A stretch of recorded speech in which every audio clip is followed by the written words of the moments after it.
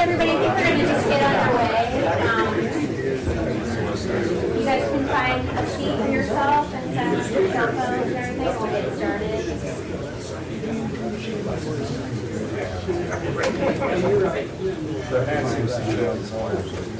So, thank you so much, all of you, for coming. This is an amazing turnout, which is great. My name is Lisa Manning. I'm from the Office of Protected Resources at Noaa Fisheries headquarters in Silver Spring, Maryland.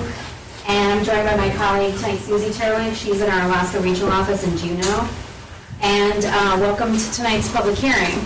We're having this public hearing on the proposed rule to designate critical habitat for humpback whales. That proposed rule published in early October. The comment period is open till the end of this month. So tonight's public hearing, the purpose of it is to hear from all of you and get your comments on the record on the proposed rule. There are two ways tonight you can submit a comment. Susie probably explained that to you when you came in.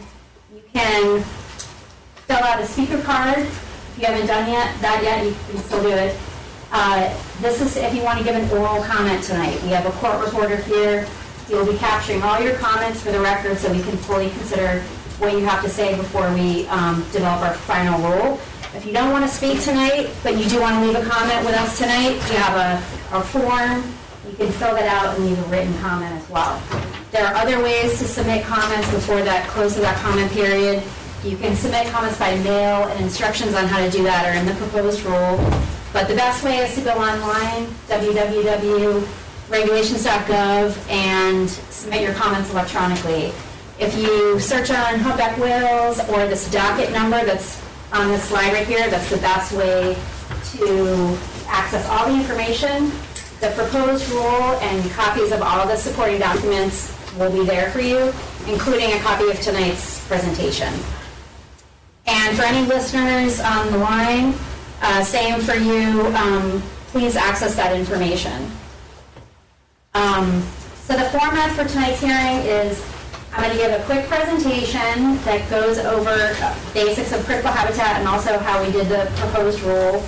And then we will have a brief question and answer period to answer any clarifying questions about the proposed rule itself. And then we got to move into the oral comment period of the hearing. So in terms of what I'm going to present to you tonight, we're going to talk about critical habitat. What is critical habitat? What are the requirements for designating critical habitat? And what is the effect of a critical habitat designation? And then I'm going to get into the specifics of the humpback whale proposed rule itself. So specifically, why are we doing this now? How do we develop the proposed rule? Where are the areas we're actually proposing to designate? And then what kinds of information are going to be helpful to the agency as we move forward with a final rule? And then just really quickly, there is a lot of information that supports this rule, and I'm only able to give you a quick summary of that in the presentation, so I do really encourage you to go read not just the proposed rule itself, but there are multiple supporting documents that are available for you to look at and also comment on. And those are available on regulations.gov, but they're also all posted on our website, and you can find them, hopefully, we have a new website, by searching under Find a Species or under Resources and looking under Rules and Regulations, and all the materials are there. Okay, so starting with the basics of critical habitat. What is critical habitat? Critical habitat is defined in Section 3 of the Endangered Species Act as the specific areas within the geographical area occupied by that listed species that contain physical or biological features that are, 1, essential to the conservation of the species, and that 2, may require special management considerations or protections. There's a second kind of critical habitat defined in Section 3, and that is areas that are outside the geographical area occupied by the species if those areas are essential to the conservation of the species. So there's these two types of critical habitat, and for short, we usually refer to them as occupied and unoccupied critical habitat. Okay, so there are requirements laid out in the statute that dictate how we actually go about designating critical habitat.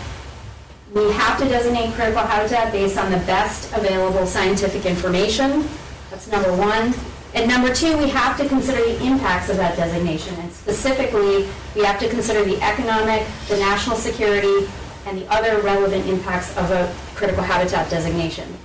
And then, under Section 42 of the Endangered Species Act, we may exclude areas from a critical habitat designation if you make a determination that that exclusion, the benefits of that exclusion, outweigh the benefits of conservation to the species, and if any such exclusion won't result in the extinction of the species. There are things we cannot do, and that's also dictated by statute. We cannot, and our regulations, we cannot designate the entire range of a species unless there's a really good reason to do that. So, for example, a really narrow endemic species, maybe you have to designate the entire range. It's very rare for us. We cannot designate areas covered by what's called an integrated natural resource management plan, or an INRAM for short. Those are plans that the Department of Defense develops for lands that they own or control.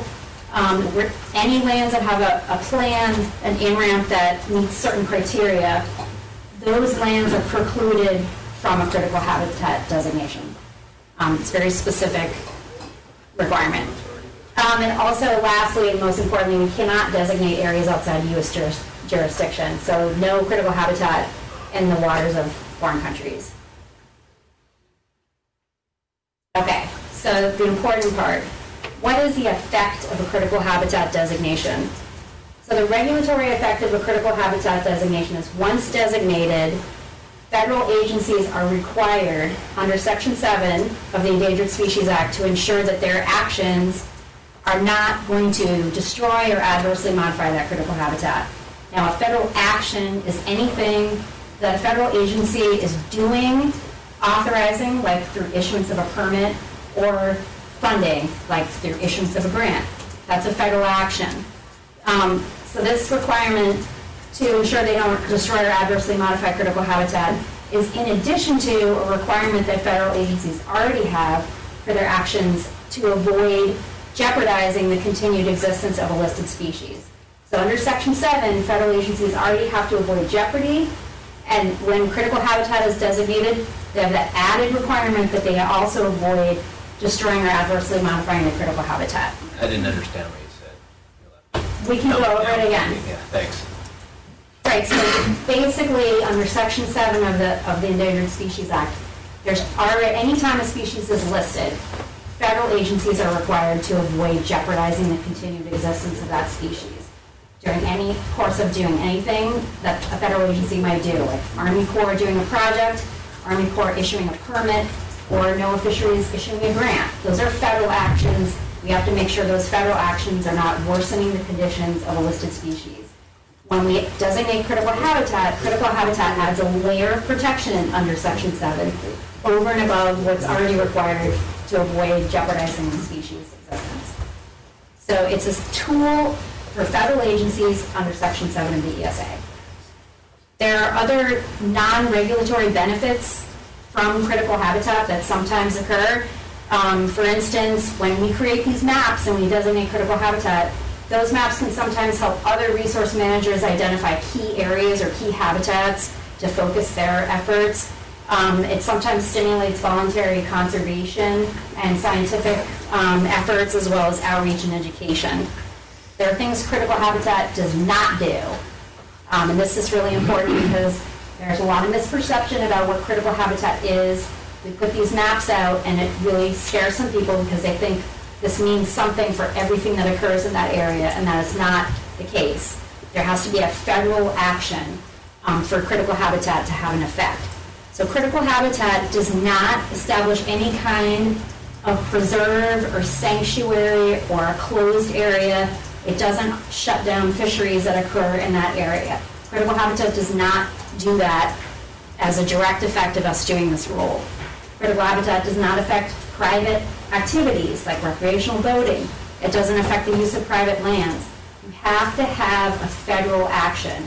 So something that a federal agency is doing, authorizing, or funding, that is what is affected by a critical habitat designation.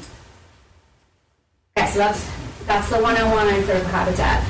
So for the humpback whale rule, okay, so why are we proposing critical habitat for humpback whales now? They've been listed under the Endangered Species Act for a long time. So in 2016, there was a global status review for humpback whales, and the listing was revised.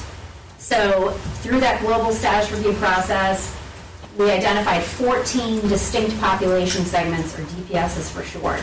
So the Endangered Species Act defines species as species, subspecies, and distinct population segments of vertebrates. So there's those 3 types of species that are listed under the Endangered Species Act. So that global status review identified these 14 DPSs. 9 of them were found to not meet the definition of threatened or endangered, and they are no longer protected under the Endangered Species Act. However, 4 of them were still found to be at risk of extinction. They had low abundance numbers. They're still facing serious threats. They were listed as endangered. 1 additional DPS was found to be facing extinction in the foreseeable future, and that one was listed as threatened. So we had these 5 DPSs that were listed in 2016.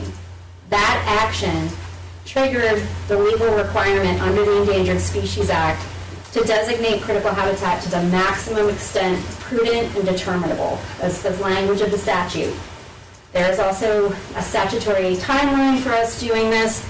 We missed that timeline, and a lawsuit was filed. We have a settlement agreement that dictates deadlines for us for getting the proposed rule out, which we've already met, and for getting the final rule out. The settlement agreement gives us a final rule deadline of end of September 2020. So that's when you can expect us to try to get this done.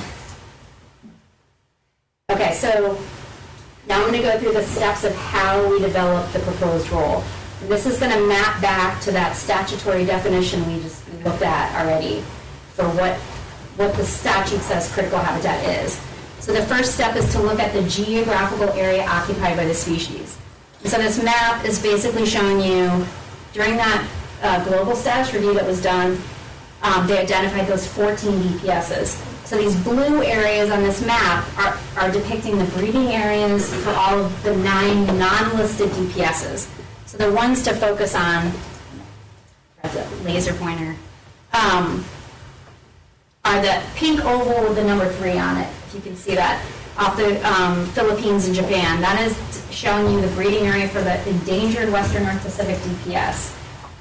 That is one of the 3 DPSs we're concerned with in the proposed rule we're talking about tonight. In pink oval number 6, that's showing you where the breeding area is for the endangered Central America. Hopefully. Central America DPS, thank you. I don't know if you guys can see this or not. Yeah, it's not going to work, is it? That's okay. Thank you. So that pink oval number 6 that you see in Central America, that's what that breeding area for the endangered Central America DPS. It breeds off the coast of Panama up into Guatemala and potentially southern Mexico. And then last but not least, that yellowish oval that has the 5 on it, that's the breeding area for the threatened Mexico DPS of humpback whales. So those are the 3 DPSs we're talking about tonight. And all of them, those 3 DPSs all feed in the North Pacific up in waters off the coast of the United States and some into Russia. So those are shown by those green ovals that don't have any kind of label on them. Those feeding areas are not unique to a specific DPS. The listed DPSs overlap on their feeding grounds. They're separate, mainly separate on their breeding grounds, but they mix on the feeding grounds. So specifically, we have mixing of the endangered Western North Pacific DPS whales with Mexico DPS whales in Alaska, and off the coast of Washington, Oregon, California, we have mixing of the Mexico DPS whales and the Central America DPS whales. Okay? So that's the occupied range. It includes not just these breeding areas and their feeding areas, but the thousands of miles of ocean that separates them. That's their occupied area, or their range. So after we laid that out, we looked at what are those essential physical and biological features in those areas that they're occupying that are in U.S. waters. And an obvious answer is they're coming here to feed. So an essential feature for them while they're here is their prey. And we proposed to define that prey feature, as it's written out on this slide, as prey species, primarily euphausids and small pelagic schooling fishes of sufficient quality, abundance, and accessibility within their feeding areas to support their feeding and population growth. So That's how it's spelled out in the rule. And it meets that, if you remember that statutory definition I showed you, has to meet that second prong of the definition about may require special management considerations or protection. We found that it meets that test as well because mainly, far and away, because of climate change impacts that we're seeing to the prey feature. In addition, some direct harvest of those prey species in commercial fisheries, things like ocean noise and pollution, including microplastics, are a concern. We did look to see whether there are any other kinds of features to include or other types of habitat, like breeding habitat or migratory habitat, but ultimately none of those are included in the proposed rule. So it's feeding habitat with an essential feature of prey. So the next step in the process was to delineate these specific areas. Critical habitat is defined as these specific areas occupied by the species and that contain this feature. So we used a lot of different kinds of data to do this exercise. We used humpback whale sightings data. We used photo identification data and genetic data, which gives us information at the level of the DPS. Humpback whales that are mixing, we've got non-listed whales in Alaska, and we have 2 different DPSs of listed whales in Alaska. So we had to use that kind of information to actually pinpoint the distribution of the listed whales. We also looked at satellite tag and telemetry data, which we can look at the tracks of the whales, not just where they're going to and from, but also we can pull out data that talks about when the whales are undergoing this, what's called area-restricted search behavior, so we know they're actively feeding in those areas.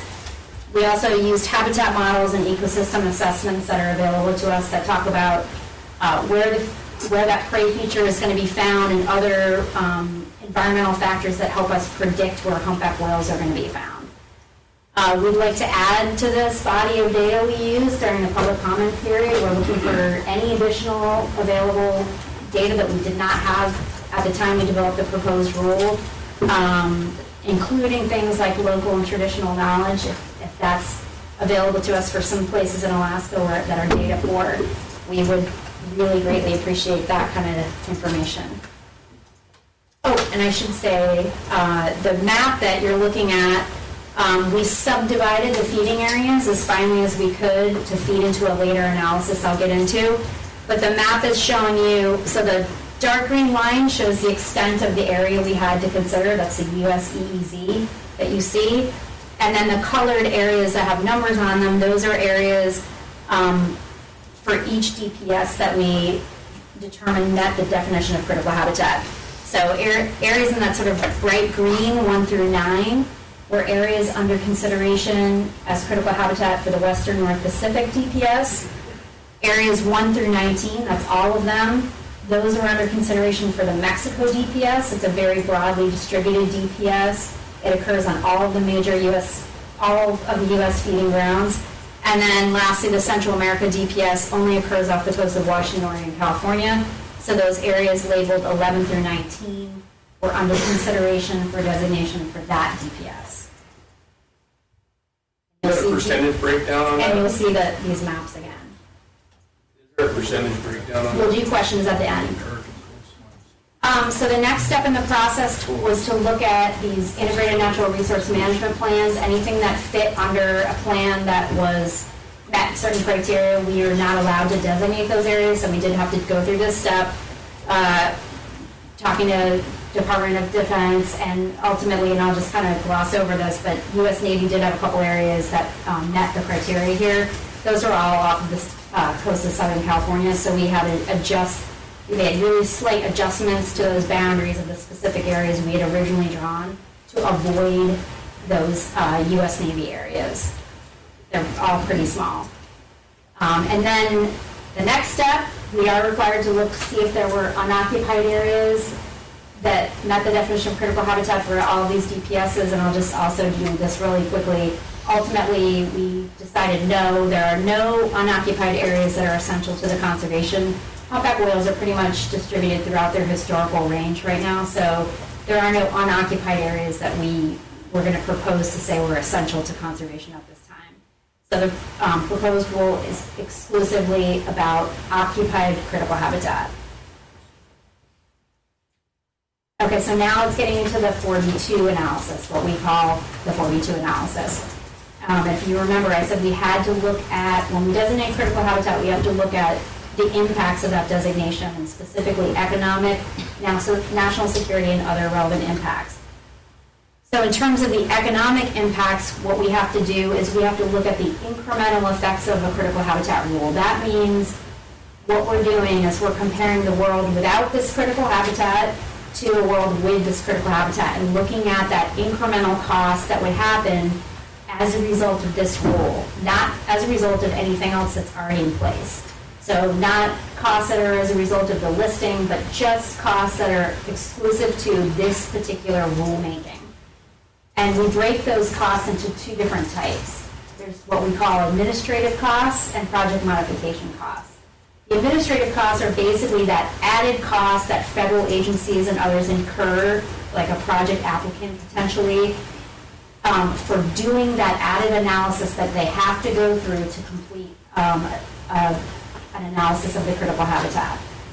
Then there could also be these project modification costs, and those are the costs that would occur if you have to change your project in some way, or you change your federal action in some way to avoid destroying or adversely modifying the critical habitat. So there's those two types of costs we try to tease out in the analysis. And to do the economic analysis, what we do is we go back 10 years in our consultation records, and we look at what are the federal activities that are occurring in these areas that we're looking at, and what are the nature of these consultations. And then we also do outreach to federal agencies like BOEM and Army Corps, and access information that they have about planned future federal activities in these areas. So we feed all of that into this analysis. And the draft economic analysis, which is available for review, basically broke up the federal activities into 12 major categories, and those things range from federal fisheries. So those are consultations with ourselves, Noaa Fisheries, on changes to federal fisheries management, consultations with BOEM on oil and gas activities, like seismic surveys, and far and away the largest category of consultations across the board, and specifically for Alaska, were in-water construction activities. And those are usually consultations with the Army Corps, but sometimes it's with another federal agency as well, like the Department of Transportation. That was our largest category.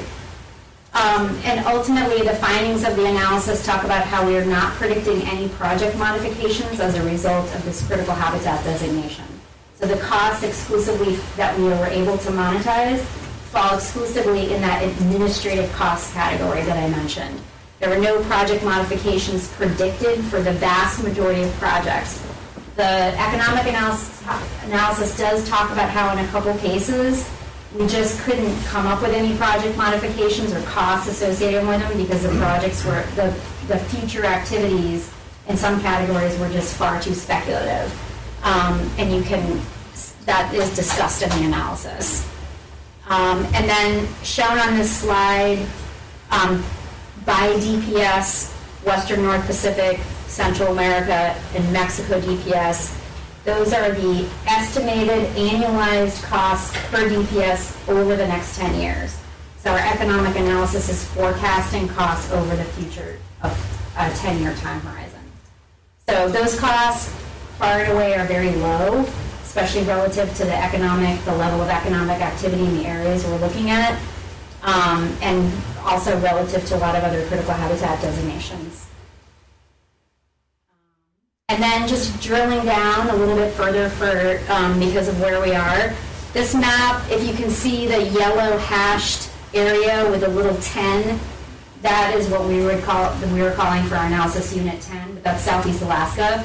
And you can see the next area over, there's a faint line, and unit 9 is right there too. But the dots on this map are showing you, in that analysis we did where we looked back over the past 10 years about the consultations and the kind of consultations and where they occurred, this map is plotting those out for you. So most of those dots, and you probably can't see the colors, but most of those dots, like I said, those are in-water construction project activities that are occurring in Southeast Alaska. And most of those are most of what we had done for those projects were what's called informal consultations. Those are shorter consultations that take about 30 days to complete. And those are for activities that are things that we've determined may affect the listed species there or the critical habitat. This is prior to critical habitat for humpback whale, so. But that the agencies have decided they're not likely to adversely affect the listed species. So those can fall into that category of informal consultations. What's not shown on this map, so this actually, the dots on this map represent about 71% of the consultations that occurred over the past 10 years. The remainder, either there were no geographic reference points for us to use to plot them, or for the other consultations that you're not seeing on this map, there are things like consultations on federal fisheries, which are not specific to a particular area. Those apply, the costs and our analysis are applied statewide. Because those fisheries are happening over a broad area, they're not happening in Southeast Alaska exclusively, so they're not a dot on this map. If that makes sense. Can you elaborate on the vessel traffic dot? Yeah, let's do that after I'm done. But the other thing, speaking of federal fisheries, before I get off this slide, I did want to not forget to mention that in terms of the federal fisheries in Alaska, based on our consultation history and how through those consultations we consider the effect of those fisheries on that prey feature for humpback whales, we're not forecasting any modifications to the federal fisheries because there's no basis to do that based on our consultation history and what we understand in terms of the impact of those federal fisheries on the prey species for humpback whales. In addition to that, there's already what we call high baseline protections in place for those prey species. So the species that humpback whales are targeting that are part of that essential feature of the critical habitat are species like euphausids or krill and those small pelagic schooling fish that they're targeting in Alaska, which includes Pacific herring, capelin, sand lance. Those species, those are prohibited species in the federal fisheries. There's no federal directed fisheries for those. So we're not forecasting, because of that high baseline protection that's already there for those prey species, we're not forecasting a change to the federal fisheries as a result of this critical habitat designation. We could, if you have questions on it, we'll get to that again.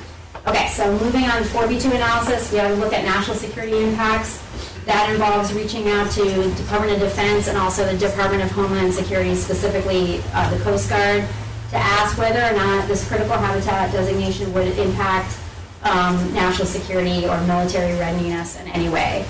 Through that process, the U.S. Navy identified 2 areas that they wanted us to exclude because of impacts on their activities, and cut to the chase on that, we did agree with them that these 2 particular areas could result in impacts on their training and testing activities that take place in these areas. One of them is a very small area, about 48 square nautical miles near Ketchikan. It's the Southeast Alaska Acoustic Measurement Facility. We're proposing to exclude from all the critical habitat designations, and then this Canal Range site, which is off the coast of Washington. We're also proposing to exclude that. And they asked for a buffer around it for various reasons. But we're proposing to exclude that area too. And that's discussed in detail in our proposed rule and in this 4B2 report, which is available. Okay, and then last but not least, under 4B2, we have to look at other relevant impacts. And a big one for us is always to look at potential impacts on federally recognized tribes and Native Alaska corporations, and that's our policy, and under secretarial and administrative orders, we always consult with and coordinate with tribes when designating critical habitat. So we did a lot of outreach very early on in the process to tribes, and we're trying to continue that through the public comment period to make sure their voices are adequately heard and fed into this process. We did have a couple tribes in Washington that participate in our coastal pelagic species fishery, and that's the main fishery we're concerned about here with this rule. Those 2 tribes do participate in that fishery, and they did have some concerns. We did have what's called a technical meeting with that tribe to exchange information, but ultimately they didn't request any exclusions or ask for any actual formal consultation with us. So We are, like I said, continuing to try to do outreach to all the tribes to make sure we get their input. Okay, so now getting to the final part. If you remember that original map, those areas 1 through 9 that you're seeing off the coast of Alaska, those were the areas that we found met the definition under the ESA for critical habitat for that Western North Pacific DPS. We did decide to enter into this 4v2 balancing process to look to see whether the benefits of designating some of these areas were outweighed by the impacts of designating them.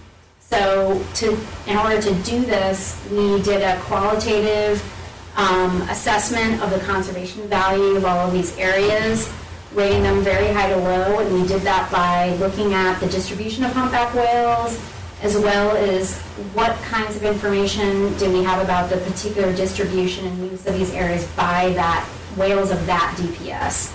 And then we fed that into our, we compared that to the economic costs, and even though, like I said, a lot of the economic costs, they're all very low for these areas, we did conclude that for some of these areas, the humpback whales of this DPS are not really relying heavily on some of these areas as feeding habitat. So we are proposing to exclude 5 of these 9 areas from the critical habitat designation for this DPS. So out of this original map of areas under consideration after the 4v2 process was over, this is what the proposed designation looks like. So the green areas are the proposed critical habitat. So you've got this Bristol Bay area, this Eastern Aleutian area, and an area around Kodiak that are included in the proposed rule. That's about 79,000 square nautical miles of marine habitat, and we're proposing to exclude about 44,000. So we're currently taking comment on that. So for the Mexico DPS, this is our threatened DPS. It is the most broadly distributed, as I mentioned, so it occurs in all of these areas. So on the table, these areas 1 through 19. We did that same exact process that I just mentioned for the Western North Pacific. We compared the conservation benefits of designating each of these specific areas versus those different impacts we had identified. And we are proposing to exclude, on the basis of economic considerations, we're proposing to exclude 2 areas in the Gulf of Alaska and 1 off of Southern California. And then we're proposing to exclude those 2 Navy areas that I already mentioned, 1 in Southeast Alaska and 1 off the coast of Washington. So the map is going to look like this. It looks like this in the proposed rule. So these green areas with a few gaps for the excluded areas shown here. That upper inset box is just showing you where that Southeast Acoustic Measurement Facility is located. And then that middle inset box is that Canal Range site off the coast of Washington that we're proposing to exclude. So in total, this is about 176,000 square nautical miles that we're proposing to designate for this DPS, and we're proposing to exclude about 32,000 square nautical miles. And then last but not least, Central America DPS, same exact process, and I'll just cut to the chase on this one. We're proposing to exclude that same area off Southern California and that same Canal Range site off the coast of Washington for this DPS. So that this proposed designation includes about 48,000 square nautical miles, and we're proposing to exclude about 15,000. So maps for this area, a lot of detail about the boundaries and how that was all determined is all in the biological report and the proposed rule if you want to look really closely at any of these specific areas. Okay, so during the public comment period, we're really looking for data that tell us more about the distribution of whales from each of the DPSs. If anything new is available that we weren't able to look at when we developed the rule, we would love to have that information. Any more detail about the boundaries and how they should be drawn for the proposed areas. Any types of federal activities we didn't fully capture, any project modifications that we should have monetized in our economic analysis, or any current or planned activities we didn't capture, and any other impacts basically that we didn't consider yet. And we want all that, and we'll feed that into our development of the final rule before the agency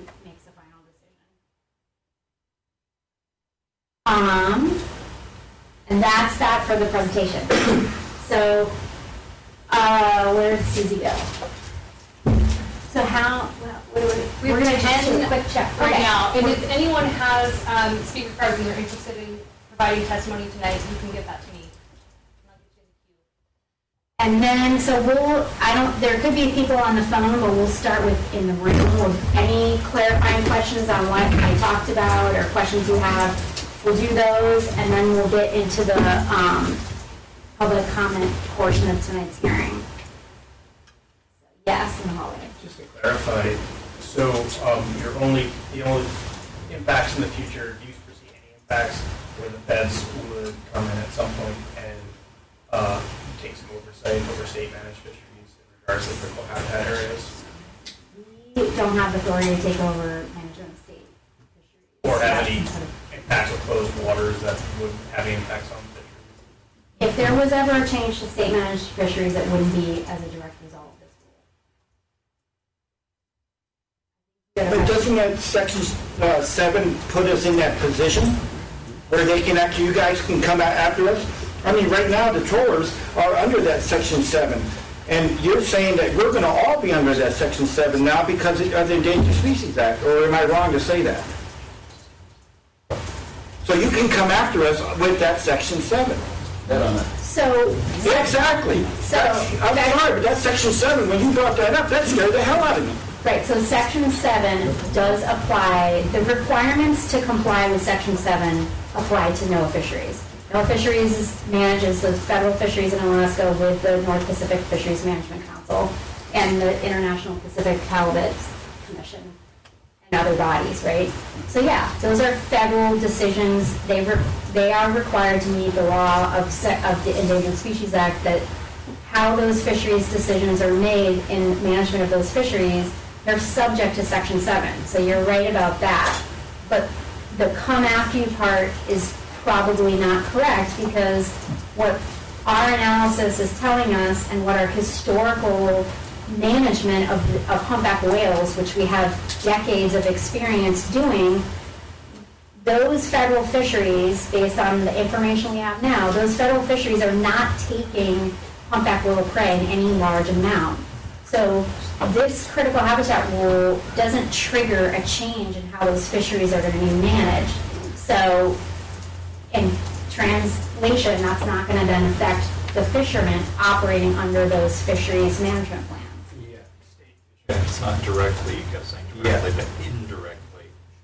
So You can backdoor into something, or not you, but somebody could. So, for this critical habitat rule to affect federal fisheries, you would have to get to an adverse modification or destruction outcome in a Section 7 consultation. And the likelihood of that occurring is pretty much non-existent right now. So when you say in the future, am I going to predict out 25 years from now with climate change impacts and things that are going on? No, I'm not going to do that right now. We have to do the work, we have to do the analysis. We're required to do that under Section 7. So I can't predict out beyond what we're currently projecting. I can't guarantee anything, is what I'm trying to tell you. Yes. But on that same thread, wasn't that the same position when critical habitat for the stellar sea lion was developed and we had cod fisheries shut down? So, stellar sea lions is people like to bring this up. Stellar sea lions is a very different situation. Stellar sea lions were in dire situation. They were very endangered. And there were other restrictions that were put in place above and beyond critical habitat that dictated that outcome. So there were regulations put in place about approaching rookeries and things like that, and there were regulations put in place about fishing within certain areas. Those are separate regulations, separate and apart from critical habitat designation. And the situation that was facing stellar sea lions then is not the situation humpback whales are facing right now. We don't have population trends for each of the individual DPSs yet. We're working towards that. but the general trend for the North Pacific is an increasing trend in population abundance for humpback whales. So we just really don't have the same situation that was happening with stellar sea lions back in 2010. But your position to calm people was that Noaa didn't anticipate it. Was the talking point from Noaa at that time. And it has I'm happy to discuss be a stellar problem. sea lion. Decisions that were made, Yeah. not relevant to this hearing. I mean, The answer is yes. This is a completely analogous situation. And once we get somebody, you can already tell that they're of religious belief of global warming and ocean acidification. When we get an administration in there that is of the same denomination, this is going to be used against us. Now, I don't want to pass dispersions. I believe that you could possibly be pure of heart. But the people that come behind you, I don't know what the competition is with bureaucrats to gain points, but it seems to be escalation. It's progressive. We started out with a cost recovery system of 0.8%. All of a sudden, we get the right bureaucrat in there, and it's 3% every year. so we're gonna, if there are any more questions, let's do those, and then it sounds like you will probably want to make a comment on the record. Get that in as your We comment. need something to But this is a voice our question. comments too. Just getting up and Question making over comments there. has no purpose whatsoever. Well, okay, how about we do him, and then we'll go back to you? Okay. I don't want to steer the conversation. Go ahead, Dave. Okay. Well, I just had a question. I was trying to find the data on the Mexican, DPS. yeah, I'm sorry, I was just making sure I was the right person. So my understanding is that there's the mainland population and then there's the Yes. population that Correct. comes to Southeast Alaska. And you look at them as a whole. Can you give us data on the difference populations between the two? Because the mainland population doesn't come to Southeast. So, and then when you mean data on the difference. The numbers of individuals numbers of occupying individuals. those territories for breeding grounds. That'd be the percentages. So, yeah, there is an analysis done that is cited throughout the biological report and the proposed rule that does try to tease that out. So that analysis looks at predicted movements of whales that breed off the Revillagigedos Islands versus the mainland portion of Mexico. So you're absolutely right. So that DPS is weird. So some of the whales are moving to Washington, Oregon, California, and some of them are headed to Alaska. There's a little bit of, it's not a perfect one-to-one on that, but there are predicted movement probabilities that are out there. Those are going to be revised. So unfortunately, the statute and the way this all works is we have this timeline and we have to have this completed. But right now, what's going on in the background is there's a massive effort going on. So those predicted probabilities, I should back up and point out, they're all based off this massive basin-wide study that was done in the early 2000s, over 3 breeding seasons and 2 feeding seasons. And that study is called the SPLASH study, and you'll probably hear a lot about it or see a lot about it in the documents. That study involved 400 researchers, 10 countries. It was a massive undertaking to try and understand where whales were moving, what the structure of populations was, and what the abundances were in the status of humpback whales in the entire North Pacific. That data are now, those are getting stale, right? That was done a long time ago now, but it is still the best available we have for predicting where the whales are going and matching a whale from point A and point B. It's very challenging to do this because it's a massive area. But there's a big effort going on that the International Whaling Commission is involved with, that they're going to be updating the status of humpback whales in the entire North Pacific. We're a couple of years away from having all of those data available. People are working on that as we speak. They're finding matches, not just photo ID matches of whales, not just in new data that are being acquired as we speak, but also in old data sets, because there's an effort to pull in all these photo ID catalogs into this one massive effort. So hopefully through that process we'll know a lot more about where the whales are moving to and from, and there is a way to revise critical habitat. So, if we ever get to that point, I think we would be happy to. That doesn't answer my question. So I understand there's some new data by Wade about probability. It's available. Where they go. I've seen, I've Yeah. read it. But my question is, of the estimated population of the Mexican whales, how many are of the Revillagigedo? Because those are the ones that come here. Right, so you would just I want to take know the his, numbers. yeah, you would just take his. 2% moved to Alaska. That doesn't tell me what their population is. It is an appendix C of our biological report. You can take those probabilities from Wade 2017 and multiply by whatever abundance estimate you want to use. There's several out there. So multiply by 2,800, that's one of the most current abundance estimates, and then you get your number. He has one table that splits out movement of those whales, mainland Mexico whales from the island Mexico whales. So that's one analysis. You can do that if you want. Manage the DPS as a DPS, not by parts of DPSs. So we didn't look at that specifically. I don't have that to you specifically. Okay, next question.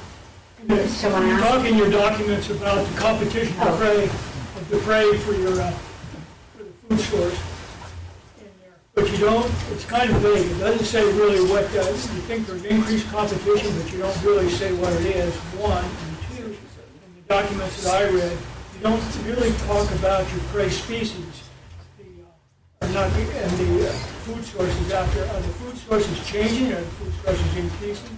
Which would change where the whale ranges. What is the thought process, and what are you looking at? I don't know that I fully understand what you're asking. We did look at both historical and contemporary data in terms of what the whales are eating, and that's presented in the biological report. I'm not sure what else to tell you. You say in there's competition, though. Competition? I'm not sure I understand what you're talking about. Competition. And other species other than the whale competing for that same food source.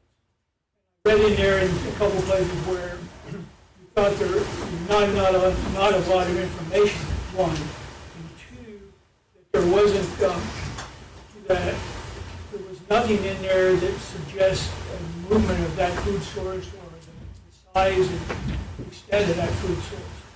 That I read, is it in there? So competition for prey, humpback whales, and between humpback whales and other predators in the system, no, we don't get at that. So we didn't look at that when determining what areas meet the definition of critical habitat.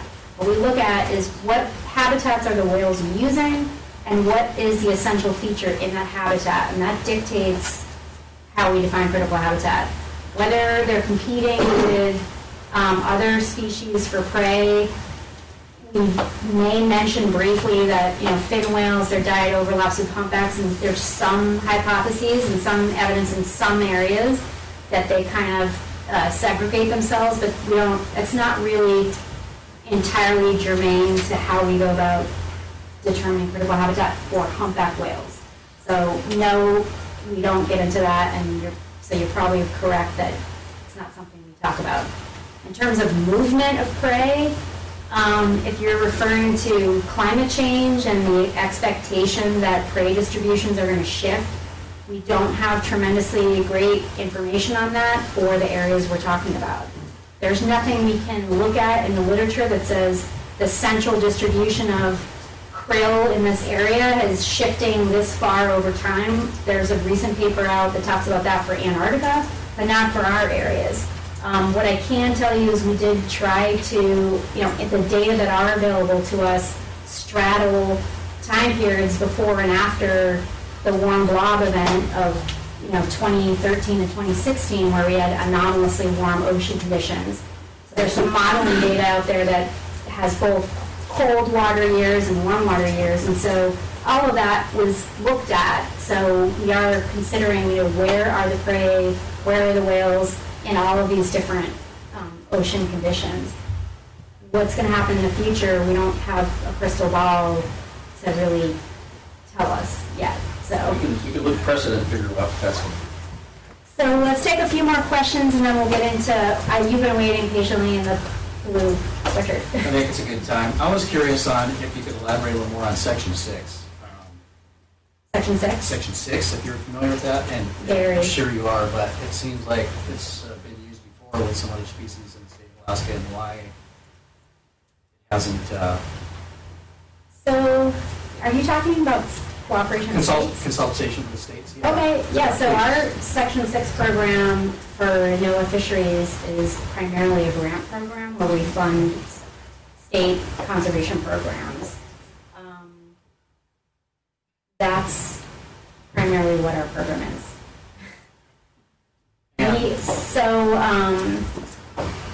Through Section 6 and through Section 6 agreements we develop with state natural resource agencies, we talk about what the priorities are for species that are in greatest need in that state, and then we work together to identify important projects that should take place, and then we try to fund those projects through what's called the Species Recovery Grants Program.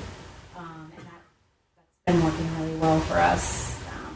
I don't know that you had something else. You probably had something else in mind. I did, but that's okay. Okay, we can talk. I'll be available after too if you want to talk more about that. Any other questions? Let's take one or two more. Okay, two hands. So you in the hat, and then we'll. Well, I just got a question, Matt. The decision to close down, or not close down, but move the California Dungeness season, to move that forward 4 months instead of fishing it when they traditionally fish it, was that something to do with critical habitat, or was that decided by the state of California? No, that wasn't determined by critical habitat. So this critical habitat is a proposed rule, has no effect yet. It will only come into effect when it's finalized. But a lot of the Dungeness crab fishermen are very interested in this rule because they want to know if it's somehow going to affect what's going on in California. So the state of California was sued for all the entanglements of humpback whales that resulted because of that very fairly catastrophic season. The reason the season was shifted had to do with, and why there were so many entanglements, and why we're in this problem. The domoic acid? Yes, so there was warm water conditions, shift in distribution of humpback prey closer to shore. There was a domoic acid outbreak, so they had delay opening of the Dungeness crab fishery. So what happened was you had a much greater spatial and temporal overlap between when the fishery was operating and when and where the humpback whales were there to feed. That is a very dense, very important feeding area for Central America and Mexico DPS humpbacks. So there were a very high spike in the number of entangled whales that occurred. The Center for Biological Diversity has sued the state of California for not having a permit in place for the incidental take of humpback whales. The states of Washington and Oregon have moved ahead with trying to work on dealing with the same kind of issue to sort of proactively deal with it so they don't get in the same situation. There's a settlement and a lot of stuff going on, and everyone's sort of trying to work through that problem, and with a lot of support from our science center, they've been able to kind of work things out for now. So.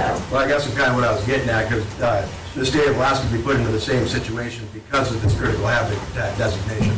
Well, so again, the Dungeness crab issue was not driven by critical habitat in any way. I understand that, but now that these parts of Alaska will be designated as critical habitat, will the state of Alaska be put into the same situation? I know that this didn't have anything to do with it in California, but now that this is will be designated critical habitat, will Alaska state water fisheries be? So the situation that happened in California has nothing to do with this rule, and no, this would not happen in Alaska. Entanglement of humpback whales is a take issue. That issue exists with or without critical habitat. Because if these whales are listed under the Endangered Species Act, you're not allowed to kill them. It's just a fact. One more question, then we'll do oral. Yes. You talk about federal fisheries. What about state fisheries? So critical habitat, and this gets at what we were talking about earlier that was, I think, confusing, that critical habitat only affects federal actions. So Pacific herring is a state-managed fishery, right? That's not a federal action, management of that fishery, so that fishery is not affected by this critical habitat designation, the fishery that this ADF&G is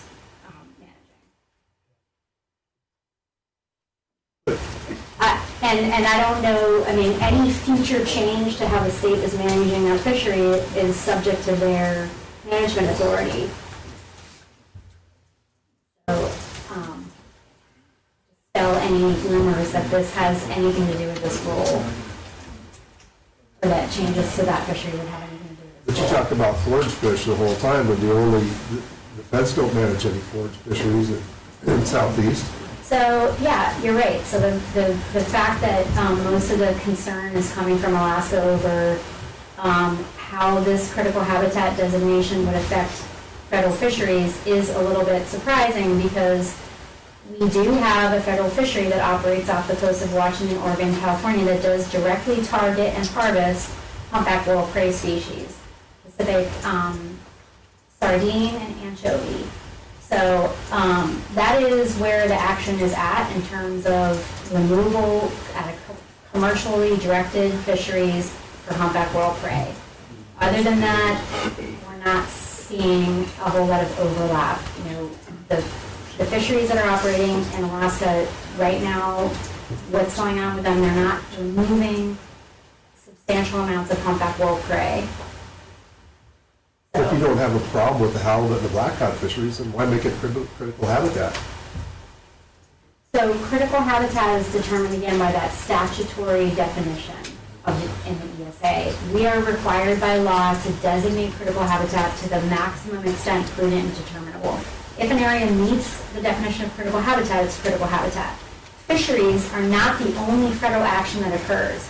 When you have activities like registration of pesticides and herbicides, we consult with EPA on that. We consult with EPA in disposal of materials. We consult with BOEM on the use of massive seismic sonar surveys, which we don't actually have a fantastic scientific understanding yet of how those surveys are affecting krill biomass. So those are things that are happening on a vast scale that we consult on those activities. Same with the military operations. The Navy operates on massive scales with their training and testing ranges, and we consult with them on a whole series of activities that they do. That is why critical habitat, that's how critical habitat has an effect. If you don't designate critical habitat, you remove our ability to consult on those activities and their effect on the critical habitat, but we still would be consulting on them for their effects on the listed whales. So we don't lose all of our ability to manage those activities, but you take away an important aspect of what the Endangered Species Act was intended to do. So, you know, because the species that are in that essential feature of this proposed rule are the forage fish species, not just for listed whales and seabirds and other predators in the system that may not be listed under something. They're the prey species for commercially valuable fish as well. So anything we do to better manage them is beneficial across the board. So it's not just a federal fisheries issue. It's an across-the-board issue for any federal activities that we're authorizing or doing in these areas. And the benefits extend well beyond just humpback whales. So I'll just leave it at that. One more question. Oh, okay, last one. In terms of operations, so there's the prey species that we understand is a federal issue over the federal fisheries, and there isn't any for herring, for instance, in Southeast Alaska, federal fisheries. But there was really some of the document also understand are there concerns about like operations of boats and noise and things like that would be changed the way the feds would take actions or make restrictions based on the new critical habitat designation in terms of how fishing boats can operate within state waters, for instance? Because of noise or okay, so noise. So yeah, interactions. So I will say, so vessel traffic is discussed in our economic analysis, and I think, so what we try to do, and just I'll answer your question, but I'm going to just put it in context for you. Our economic analysis, what we try to do is we bend over backwards to make sure we're not undercounting.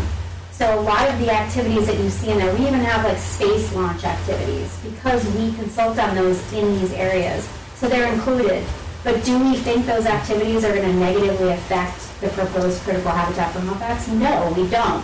But we didn't want to undercount them because we have to consult on them. So there's a lot of things that are mentioned in there that we don't foresee having project modifications as a result of this rule.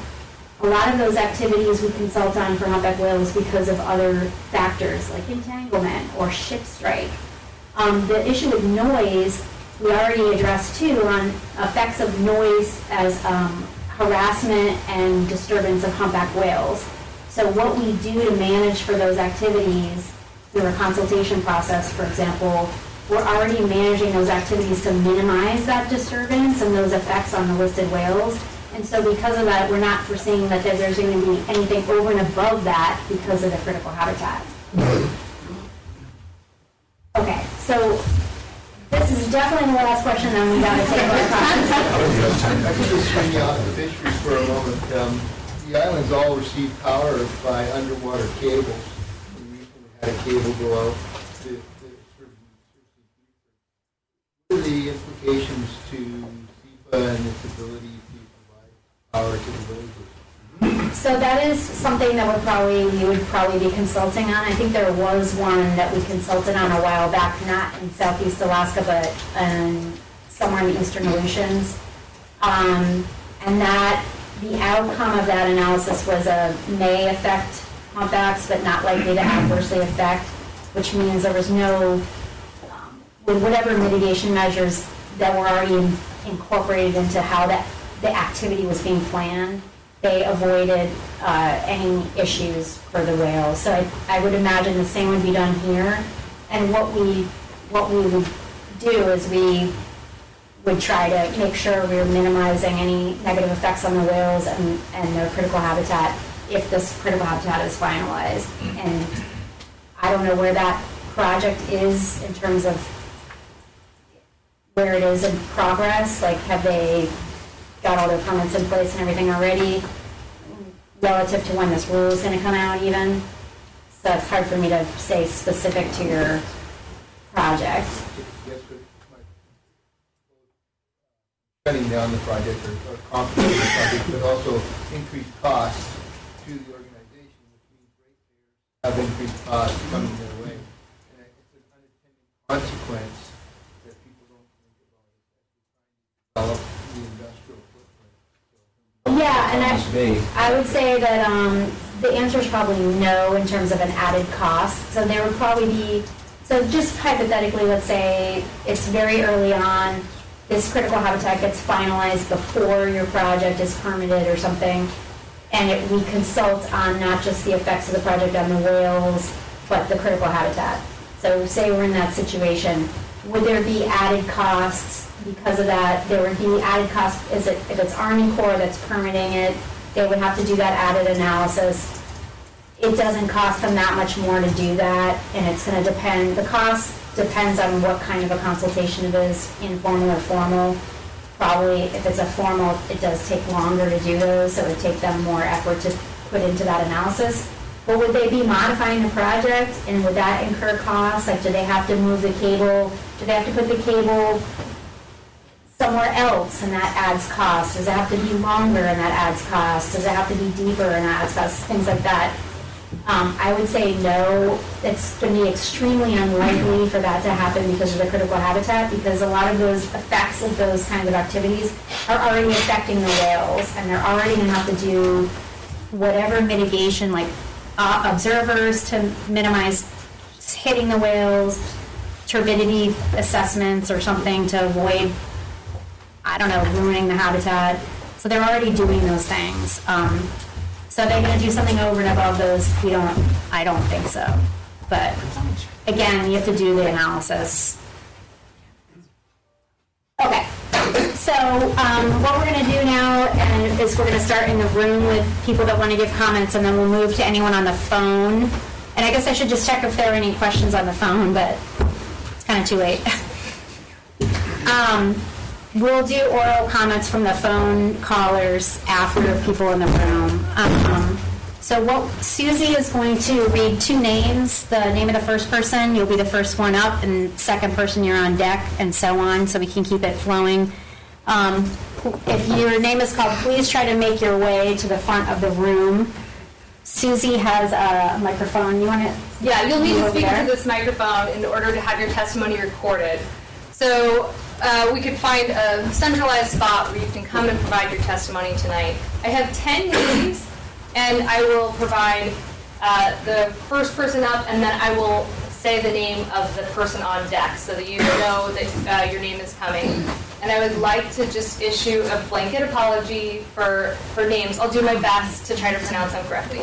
And then just before we are going to, so what we're going to do is just please state your name clearly. If you want, please say if you're with an organization or where you're from. That's definitely helpful to us when we look at the comments. You don't have to, though. That's not a requirement. And then we are going to put up a 5-minute timer. We probably do have enough time, so if you didn't get everything out that you wanted to say in those 5 minutes, I guess this isn't going up on the screen, though. That's weird. Maybe I won't show you the timer. Display. I will be timing you. I wanted you to be able to see it. Debbie, I don't know how to get this to go on the screen. Yeah, it should show whatever's on your screen. Yeah. I will figure it out. While we're working on this, I just want to let Jerry Dahl know that you are first up. And on deck is Doug Wheel. You want to go? Go ahead. There is a way to do this. I got to start with a question, though. Okay. Because I wanted to ask a minute ago. But my question is, like, these whales that I wish you could bring up where they spawn. Where they breed.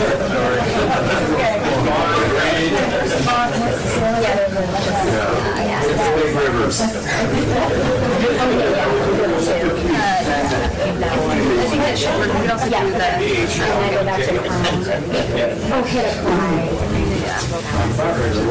When you want to talk, I can hear this second one.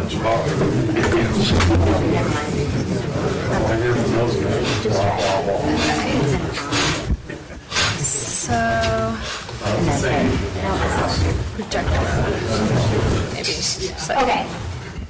On one of your slides, you showed where the whales breed, and I'm just curious, when you guys feed whales, you've been doing it for decades, you said. I don't exactly remember how long you've been doing it, but anyway, they go to the east, down by Asia, basically to breed, correct? The Mexican, the critical ones? The 3 DPSs kind of has it as somewhat, it's largely discrete. There is a little bit of movement from breeding area to breeding area, but they're largely discrete. So each of the 3 DPSs has their own breeding area, basically. Well, I guess I'm speaking on the Mexican one right now, the one that is in critical, correct? So it's red. So we're going to talk after, so we really need to get going. Let's talk after, okay? Let's have you, so our court reporters over here, so people that are speaking on the record, please go over to the court reporters so he can hear you clearly. State your name. If you want to say where you're from, great. And then you have 5 minutes. And if you have time at the end, if you got cut off in that 5 minutes, usually that's enough time for people. If you get cut off, we should have some additional time if you want to come back for more. Also, Susie and I will be here after the hearing for anyone who has more questions and wants to talk. Will be available, okay? All right. And you have the floor, sir. So I'm Jerry Dahl. I'm also with PVOA, and these are notes from our director. So I did not come up with this intelligent stuff. I'm really confused. I'll just state that right off the bat. But issue number one with us is increased regulatory burdens impact to fisheries and development. Projects are unclear. National Marine Fisheries stated in the proposed rule that they believe it is unlikely that critical habitat will impact fisheries. It is unclear to what degree this will affect state-managed fisheries, hatcheries, and mariculture. It is also unclear to what degree it will affect development projects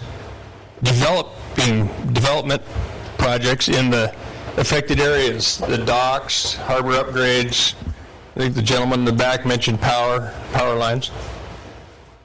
The proposed critical habitat includes Southeast Alaska, which is likely to result in an increased regulatory burdens as a direct and indirect cost to fishermen.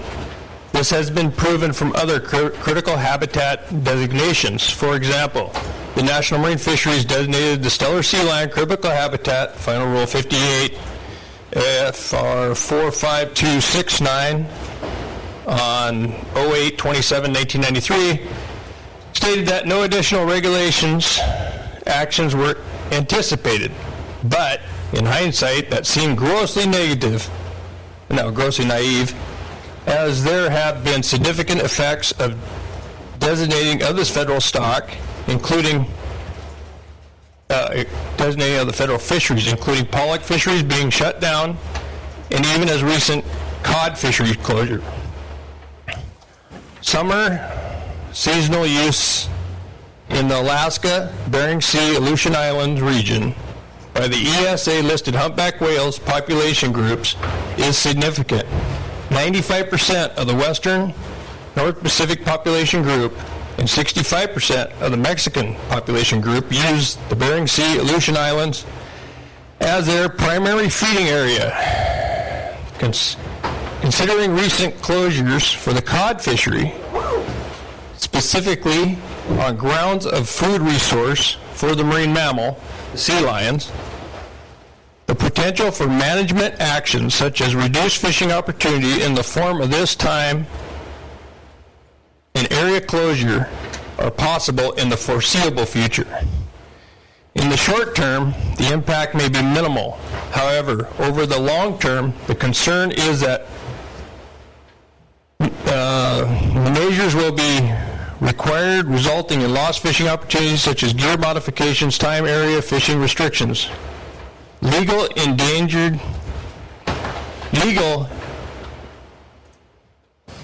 may not need to be sustain current fishing practices in the future. The actions we'd like to see is request that National Marine Fisheries provide realistic clarifications on which fisheries will be affected by this proposed rule, the critical habitat designation now and in the future. This includes state-managed fisheries, hatcheries, mariculture, and federally managed ground fisheries. I'll go on to number 2 since I got a minute left. The draft economic report seems to impact fisheries slightly, as you say. The draft economic report deems to impact the fisheries slightly, but however, little work has been done to estimate the economic impact of protecting an area of fishing activity. The analysis of economic impact substantially underestimates the cost of the proposed critical habitat designation, which is misleading to the public. Most activities within the proposed critical habitat area would trigger a National Marine Fisheries Section 7, which will require time, money, and likely lawsuits.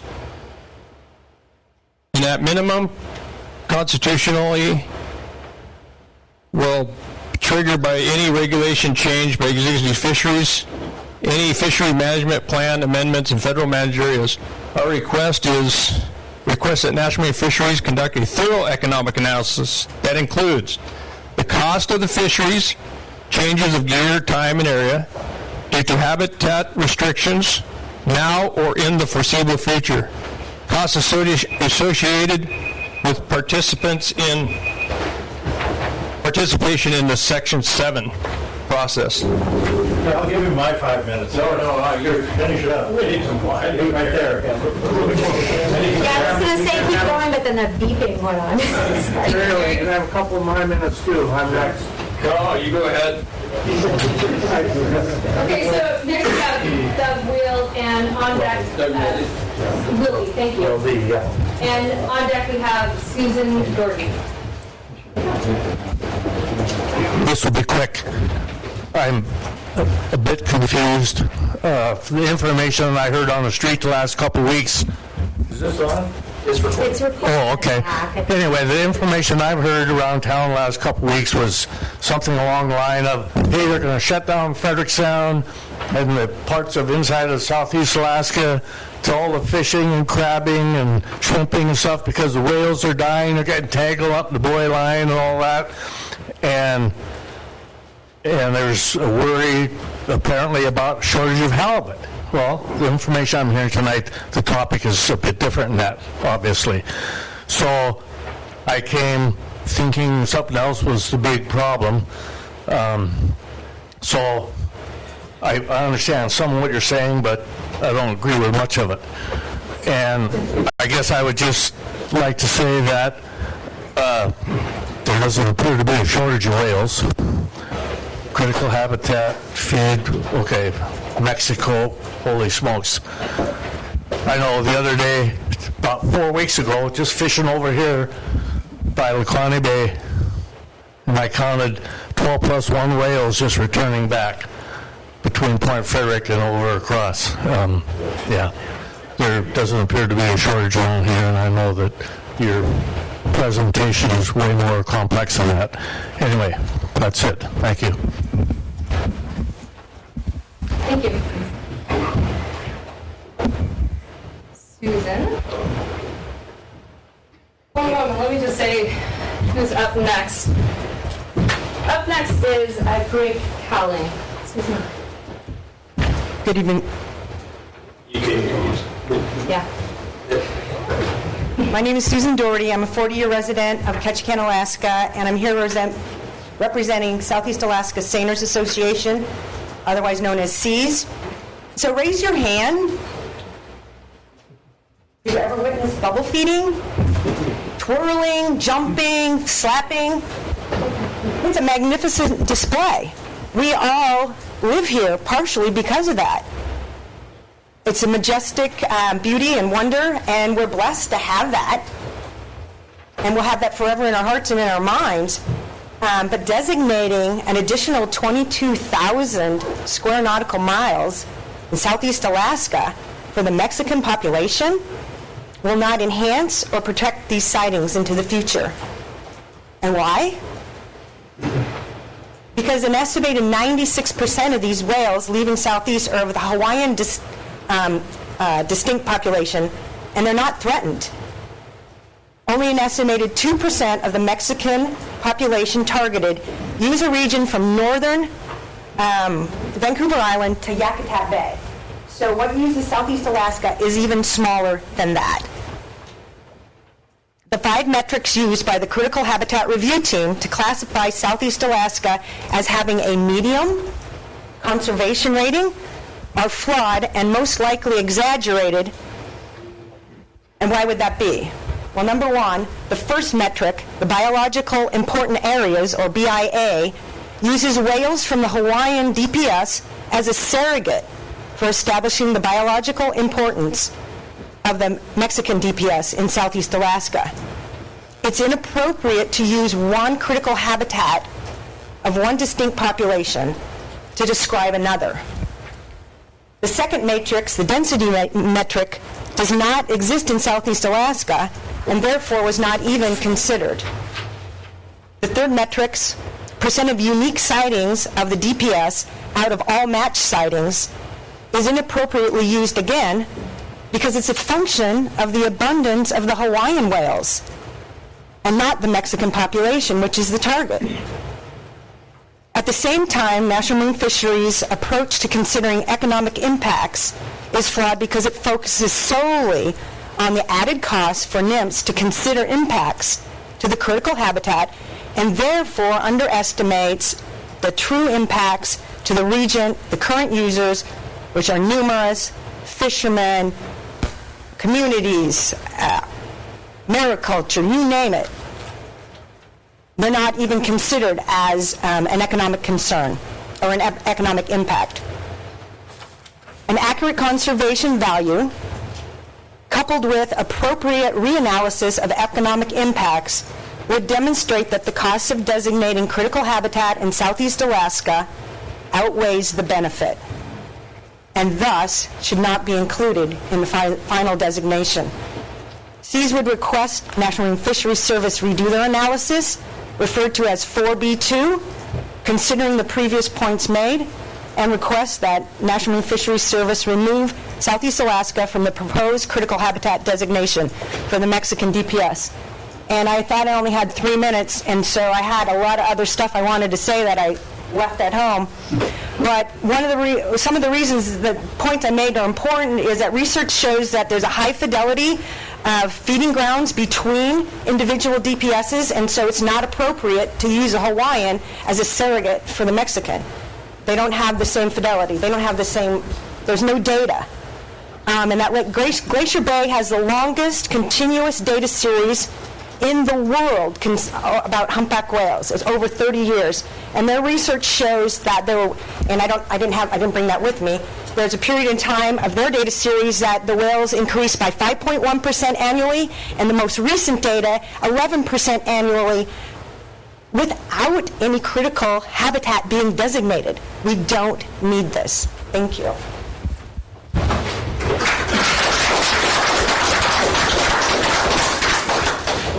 All right, Greg Cowling is up, and Bud Samuelson, you're next. Greg Cowling, I've been a fisherman here for 27 years. Originally came from Florida. I'm speaking as an individual, and I told them it's going to be a little exercise in cynicism. This is a power grab. This is going to be used against us. How many remember when President Obama said if you wanted to build a coal-fired power plant, you're going to go broke? This is going to be used against us when somebody from the religion of global warming and ocean acidification comes into power. This is these are political contributions to our Senate delegation. I'm not going to mention which one. Z, we feel like we have to get Z reelected because they've got us tied up at the harbor. We can't untie our boats without our political permission. We get exemptions for the rules that they've piled on us over the years. And this is going to be the same thing. Okay? Another bit of cynicism. Let me put this in the form of a question. Is it Jeopardy? Let's pretend this is Jeopardy. Will you publish the cubicle number, the telephone number, the Twitter tag number of whoever came up with this idea so that they can take the heat? So you're not hiding behind your organization to push this on us. And I don't know, it sounds like everybody's under the delusion that we're voting on this. And we're talking to get, no, we're going to do this. We're going to do this whether we want it or not. I was kind of being critical with my generation, born in 1960. We've been preached to our entire lives. I remember doing pollution posters in grade school. So we got a whole, now it's not just my generation, it's my generation's kids and their kids that don't give a damn about us. They don't care where their food comes from. I want them to know that they might not be eating our seafood, but whoever's eating our seafood is going to eat something. I mean, do they have to come from Japan and start pulling food out of their mouths before they understand what we're doing here? Cynical. Our Senate delegation, I'm not going to tell you exactly who, like I said, Z, depends on us being wrapped up in regulation so that Z can give us our exemptions. Right? This is baloney. Maybe this format that we're using, we can't discuss anything. We just get up and give our statement. I've done this with our city council. If nobody argues with you, you can't make a point. This is baloney. We should be having a roundtable discussion. Somebody brings up a point, we should be bringing up points and we can knock it down. I don't have my notes with me. My notebook. Okay. The other thing, I'm cynical on this. They're going to promulgate rules that are going to make it our responsibility to avoid these whales. You concentrate the prey, you concentrate the predators. Why is this happening when we're trying to get a hatchery started out here? Was Hidden Falls, was that destroyed by whale predation? Why is this happening now? Another bit of cynicism, like how many Borough heads and cubicle dwellers are they going to have to hire? What is the increase in their budget to do this? What is it going to be? The bureaucracies only get bigger. They never get smaller. I made the point about our cost recovery fees. Like I said, they might be pure of heart, but the next generation, I think this is the way bureaucrats gain kudos. Our cost recovery fees went from 0.8%. I think it got up as high as 1.2%. Then we had a genius bureaucrat come in and said, statutorily, we can take 3%. So that's where it went to. I'm cynical of this whole process. I mean, how many people were going to be here in December when this was originally brought up, or earlier? We fish all year, and then we leave this place. But we're having these outreaches here. I'm cynical.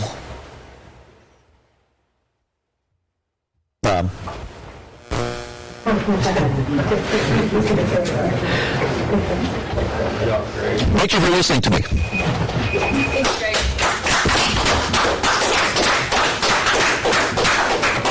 Okay, we have Bud Samuelson, and up next is Amy Doherty.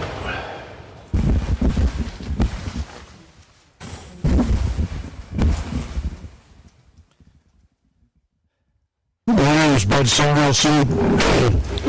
I was born in Petersburg 73 years ago.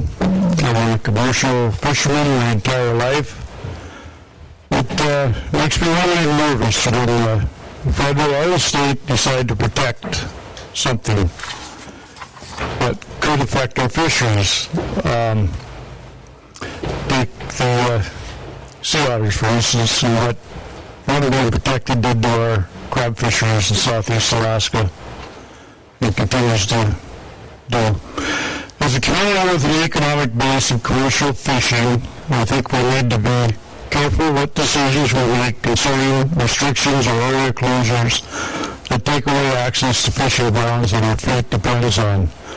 It would be hard for our local processors that are a big part of our local economy to process what the fleet can't produce because of the productive grounds are closed in order to protect the whales rather than worry about what will happen in the communities that depend on our fishing fleet having access to the productive grounds. These types of proposals, like the one proposal for critical habitat, threaten commercial fishing to continue to exist in our communities to remain economically intact. I guess that's all I'm going to say. I got a question, bud.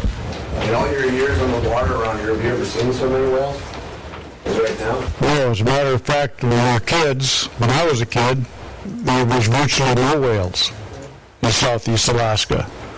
And it wasn't until the last 30 years, probably, that they started to be very noticeable. Today, there's more whales than has ever been seen in the state of Alaska, and they increase yearly. Okay, no, sorry.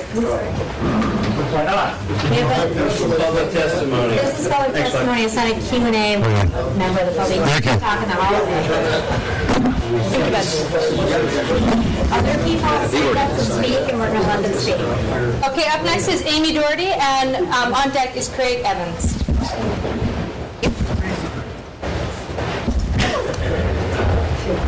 Hi there. I work for Alaska Trollers Association. We're also pretty concerned about this. We've lost a lot of fishing grounds. In the last 10 years, at least 2/3 of our grounds in the May and June fishery. So we don't want to lose more. We don't want to lose more fish either. This seems like it could affect us in the Fairweather grounds, and that would be devastating. We just got through a treaty. We were hit in a big way. The department said it would be 1.5% to 7.5%. It was double that. So we were misled. That was the last administration. We realize that this is going to happen. We don't want to put ourselves in a position where something can go from threatened to endangered, and all of a sudden things get crazy. And that's how I see everyone was talking about good intentions. It just all of a sudden we get a low count and we're SOL. So we are very concerned about that. We're requesting that economic analysis be done in National Standards 8. It requires, and that's within the Magnuson Act, it requires the agency to do economic analysis for the communities. We have a large resident population, and we know it's going to hurt. And not just to designate the new habitat areas, but potential problems down the road. It just sets us up for losing. We've already lost. We're on life support. So I think that's about, yeah. So we're not in support of anything that would further curtail our salmon harvest. I used to work for Groundfish Forum, so I've been through the Stellar Sea Lion thing in Bering Sea, Aleutian Islands, and that hurt. It's just the way it was. It impacted us. So as much as I would love to think that it's not going to, I've lived through it. So anyway. Thank you. Okay, Craig Evans is up, and it's a little hard to read, but Sigmund Matheson is up next. Thank you. Craig Evans, fisherman, Petersburg vessel owners. The reason we're all here probably is because none of us really know what is going to happen in the future with this. It's more questions than answers here so far. The future is, how this will affect us it's kind of terrifying, just the unknown. The only USA listed population that uses Southeast Alaska is the Mexico population group. And there's not very many of them that would come up this way in Southeast. Most of the whales, over 96%, are from the Hawaii population group.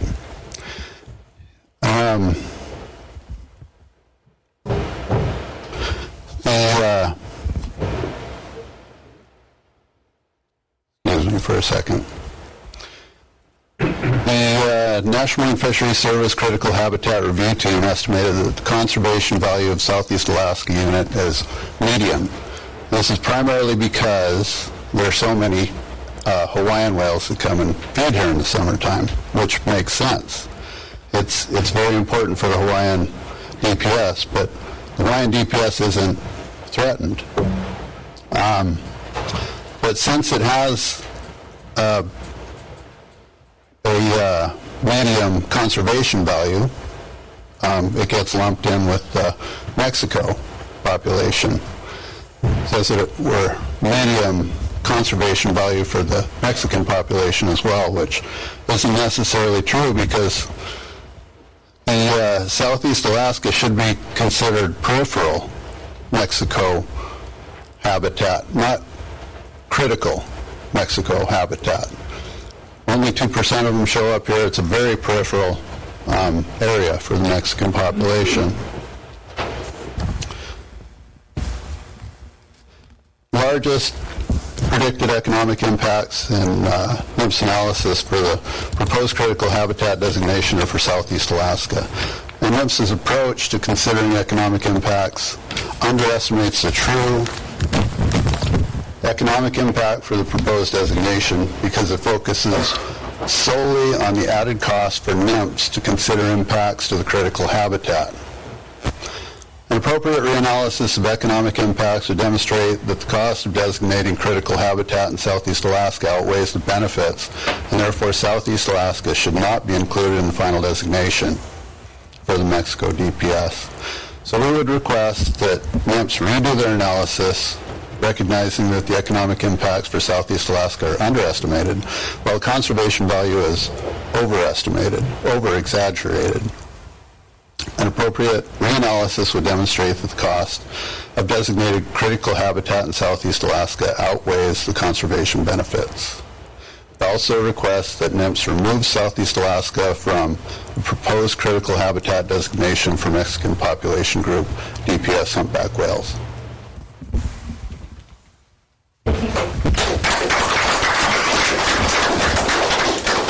Okay, Sigmund's up next, and then we have Byron Bundy? Bunt, thank you.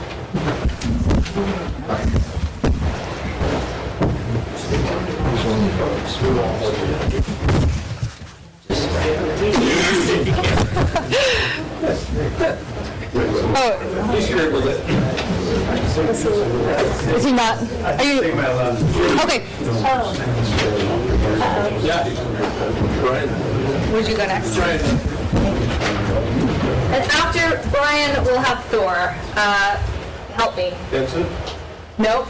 Pearl? Borough. Pearl, thank you. Hi, my name is Brian Funt. I live here in Petersburg. I'm a fisherman. I've been fishing for 35 or 40 years. I find it curious that in the explanations earlier, we were told there's not really a problem, which all of us, I think, would agree to because of the abundance of whales. And we're also told that there's not going to be any impact. And so that leads me to question, why did you waste everybody's time and money? And it doesn't make any sense to me. But I mean, I think I know what's going on.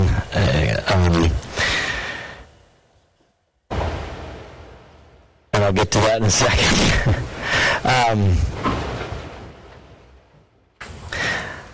I think that we need to be careful anytime we have new federal categorizations that are going to affect our little teeny communities here. For instance, any type of construction that gets done in harbors, or somebody mentioned hydropower, those sometimes end up costing way more than we can afford. And we're not Puget Sound, we're not billion-plus people, we're just a tiny little dot. And we're just trying to make it out here. And we're not a big community of political power. So if I understand this right, we're being lumped in because of situations that have happened in the past and currently with the situations down with the Mexican whales. I don't even know what happened. And it reminded me when I wash my dog in the shower and you get her all soaked up, and then you turn your back and she jumps out and you yell at her, but it's too late because she wags her and her tail starts flinging soap all over the walls. And we often are like that little bit of soap that ends up on the wall. Totally unintended. I mean, I don't think that you guys are bad people. You're just doing your jobs. But we end up draining down the wall, and we don't have the voice. We're just an afterthought when all this stuff comes down, and some of it's probably necessary for certain situations and certain populations. But when you come to Southeast Alaska, with our abundance of whales that we have, we don't want to be that dirty speck of soap draining down the wall, because that's what happens. And we go and say, we're like, well, what happened? Why can't we go and do what we've been doing for the last 100 years? Oh, well, the feds, our hands are tied. Our hands are tied. And we're left with no recourse. So I would request that Southeast Alaska be removed from any critical habitat that NIMS is considering. Thank you.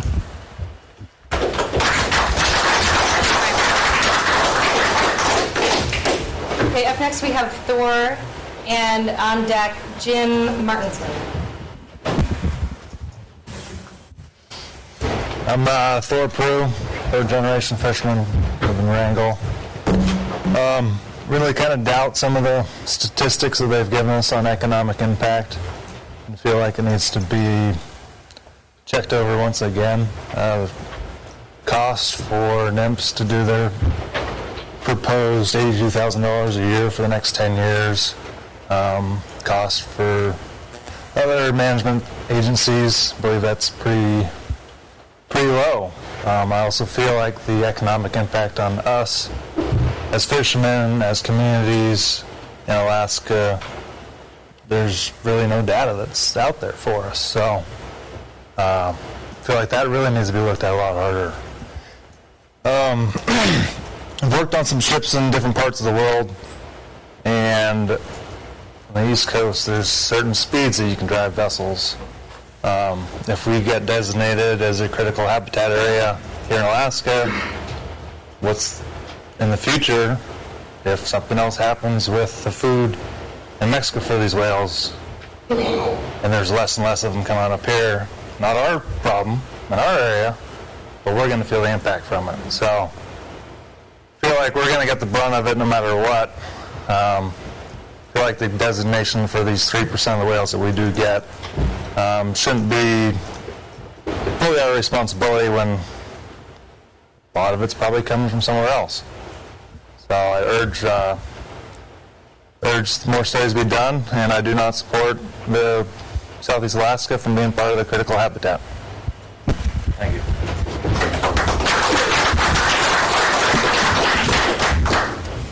Okay, Jim Martinson is up next, and our final speaker card is Max Warhatch.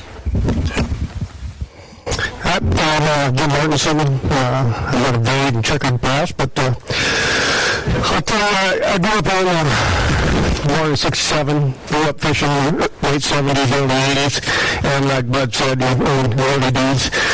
Recently, I woke everyone up out on the boat and said, hey, come up here, so I'll need to see you. Sometimes I stop the boat. I came in from Cape the other day, Cape Strait, pushing the barge, 20-something whales right around Cape Strait. They're everywhere. They're flourishing, which leads me to ask the question, if something's flourishing, why are we putting restrictions? Why are we pushing for regulations that could eliminate in the future, whether we know or not? We haven't got a definitive answer, but I'm not for something that's going to come back and bite you unless we have exact science and data to back it up that says we're killing these things off. They're dying in our area. They're dying in our area, then we do something about it. But they're not. They're flourishing.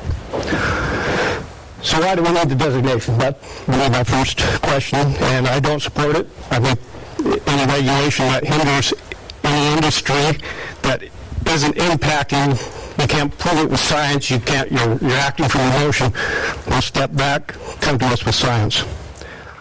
Well, I'm going to take a different tack on you now, because I'm not a fisherman now, but I'm very much impacted by NIPS. I'm in the marine construction industry. I've been since the early 80s, and I've seen it go from, if you want a power drill, we'll drive you a POW. Okay, then I went to, okay, you need to observe the mammals, and if something comes within 1,000 yards, you need to hold off for a little bit and observe it. Okay, we'll do that.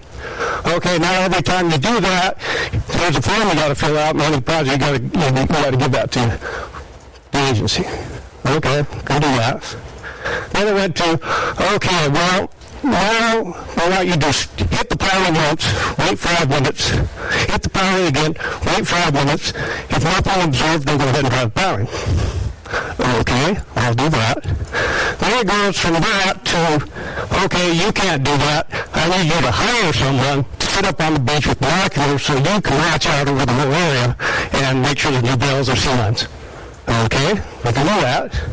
Okay, one's not enough. We need 2. Oh, okay, we need one looking this way and one looking that way. Well, I guess we can do that. It builds. And it builds. And if you have more regulation, it's going to build more. So it went from nothingness to the last job we did. It was going to cost, not us, but the owner, $250,000 to have us observe sea lions and whales. Well, we drive piling. Thing is, all the others I drove piling, one from Borough on the barge. The only sound acoustic experience we ever done, we paid for one in South Harbor, the other one the state didn't catch, and Cake. That's the only science in Southeast Alaska that I know of that has anything to do with how what we do impacts whales. So it's gone from that, nothing, to cost $250,000 for us to do that. But there's a thing called an IHA. It's an Incidental Harassment Authority.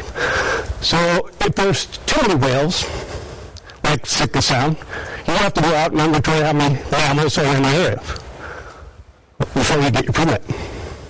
Okay, well, you got to have someone to do that. So up front, to get a permit on sickle sound on the last job was going to cost $150,000 to $200,000 just to get the permit to get an IHA. Thing is, once you get an IHA, you don't have to quit. If something, your radius shrinks down to 2 meters. Well, that doesn't make any sense. I have to quit at $750 if I don't have an IHA, but if I have a piece of paper that costs me $150,000, I can wait till it gets to 2 meters, and I don't have to stop. So there's a big economic factor involved here, because that doesn't impact me. It impacts you, everybody. If you're a guy on a ferry, if you're trying to boat up in the harbor, who's paying for those? It's the users. So that's a big part of this. It's just not fisheries. It's what's it going to do to the economy. Now it's costing us $200,000 to $300,000 just to get the permit to do work we used to do. And we've never heard well, that I know of. I've never seen it. I would say that cruise ships, things like that, have killed more whales than I have driving piling. So I would like to see science involved in it before I sign off on anything. Because if there's no science, okay, I'm good. I would just say, let's take a moment of silence for the common sense that just died here.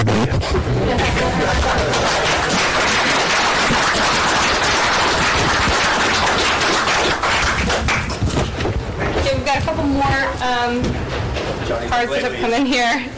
So Max is up next, and then Ralph. How do you say your last name, Ralph? Strickland. For the record, I'm Max Warach, I'm the Executive Director of the United Southeast Alaska Governors, and I'm testifying on their behalf of the organization today. I represent 473 permit holders' interests, 80% of whom are state residents. When we noticed this proposed rule, the general reaction of our fleet was why. Over the last 40 years, we have seen a steady and rapid growth of humpback whales in the southeast region, so much so that a population segment have recovered enough to lose their endangered status without a critical habitat designation. The Mexican DPS, while considered threatened, is likely, in our opinion, to gain in population with the protections currently provided. The supporting material provided with the proposed rule indicate that only a very small percentage of the Mexican DPS use the southeast region. So few, in fact, that they ought to use to indicate their presence in the region includes the northern section of British Columbia.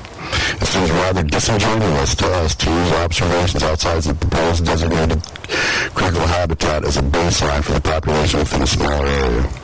We've also seen that sightings of whales during a splash study could have been separated. This, of course, would have likely lowered the number of whales actually using a proposed critical habitat, which would weaken any argument for designation of a critical habitat. To us, this appears to be selective data used to support an agenda. It's disturbing, but not unexpected. With such a small percentage of Mexican DPS using Southeast, we feel the conservation value of medium estimated by the National Fisheries Service Critical Habitat Review Team is overkill and will not result in any significant increases in the population of this DPS. Current protections that are proven very beneficial to the live DPS will likely benefit the Mexican DPS over time. It would appear to us that the current estimate of approximately 2,800 Mexican DPS humpbacks is more than sustainable with the current protections within the Southeast region. We feel that the cost-benefit comparison and the economic analysis for Southeast is flawed, and that the costs are only figured for National Fisheries Service to consider impacts to critical habitat. There's no consideration for other economic impacts to fishermen, processors, and communities. While impacts to state-managed fisheries is characterized as unlikely, given the statements regarding prey species throughout the supporting documents, we would expect a reasonable economic analysis to consider that possibility. We also believe that regional expenditures presented for Alaska whale watching are misleading, and that the bulk of that money is not actually spent within the region.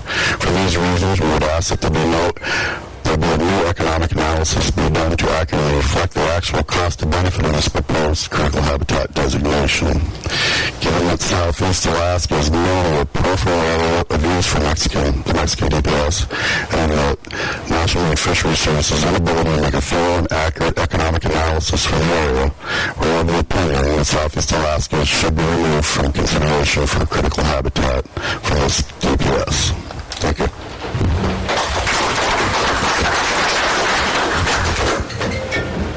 Okay, so Ralph is up next, and I've been told that Sig Mathieson is back. So you're next in line. I'm Ralph Strickland. I'm here speaking on my own behalf. I may have misunderstood or misinterpreted what was said. I wasn't sure what this meeting was about. But from what I understood, the data is 15 to 20 years old. And we're going to ram this critical habitat down Southeast's throat because of a lawsuit, not because of science. And I think that's awful odd. And that's all I got to say for my public comment.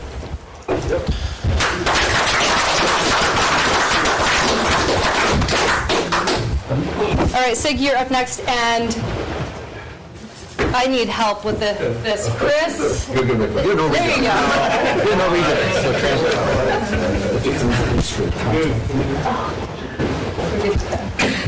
Well, I've got a few things to say about this. It's kind of a first cut for me. But I've been on the waters here in Southeast for the last 63 years. And I've noticed a lot of things. First part of it was during federal management, before statehood, and managing all our fisheries. And it wasn't that many of them were in good shape. I wouldn't say they were in good shape. From what I could see growing out as a kid, when I went on a sailboat, there was a lot of herring. And boats were sailing all the time for a reduction, and someone you could walk on them, but there wasn't a lot of whales around. There was very few whales. But there was whales, and we saw them over there. We'd have auxiliaries and crab lights all the way up on that. And when we anchored up at night, you could hear whales at night time. Because now they're around. I've seen them for as long as I've been out there. And I've seen whales down different fisheries where I fished, and a lot of you guys that Dungeness fish and dive on different parts of the year. I've been herring fished in the wintertime.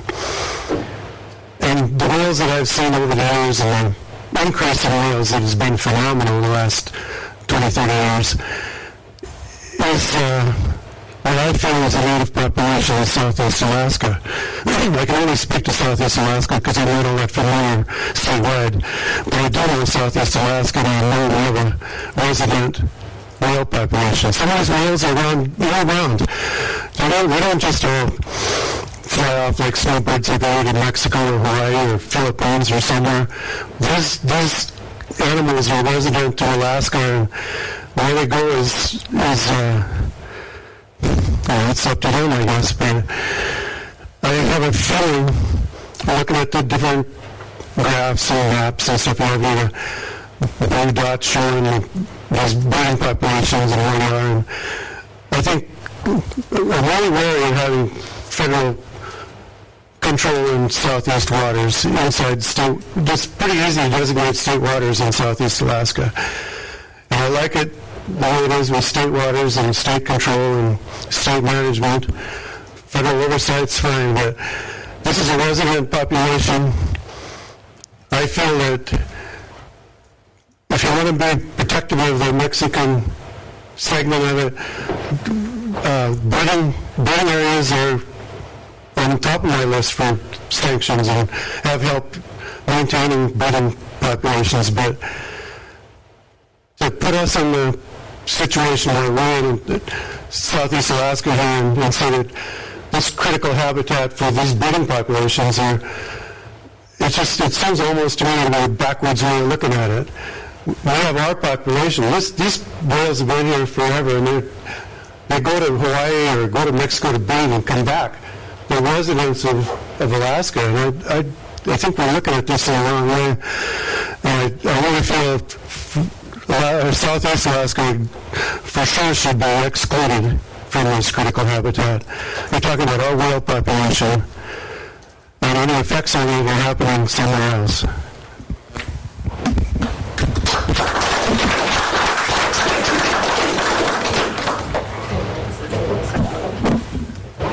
All right, this is the last card that I have, so if you're thinking about passing the card off to me, please do. I'm Chris Guggennickler. I'm a third generation commercial fisherman from Wrangell. Been on the water over 50 years in southeast Alaska. Seen a lot of what these people have seen. Looking at a million full of commercial fishermen that are very concerned about their livelihood and their way of life. This is where we live. And the reason I didn't write something down is because this didn't make sense to me. And even I figured that something would enlighten me at this meeting, but it still doesn't make sense. How can you protect? Why is it critical whale habitat to protect 2% of a population that's in trouble? Why wouldn't you look at where 98% of that whale population is? Why can you save a species by protecting 2% of them? It doesn't make sense.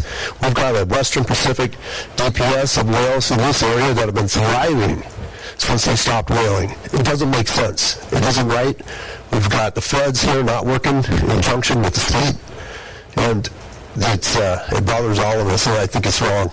And I think that you should exempt Southeast Alaska. Thank you.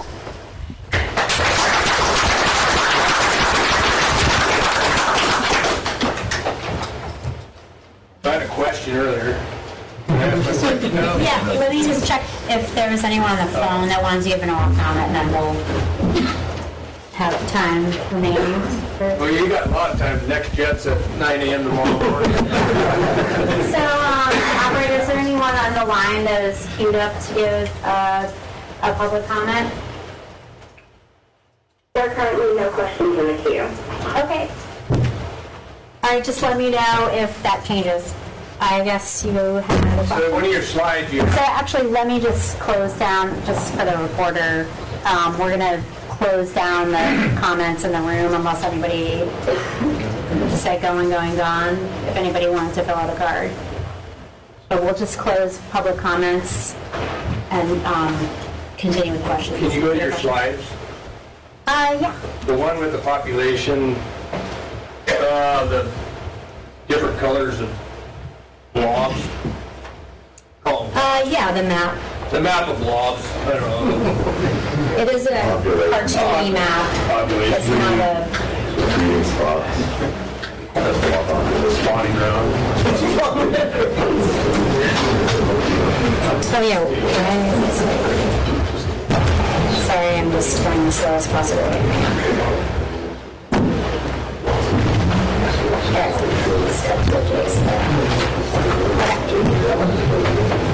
Yes.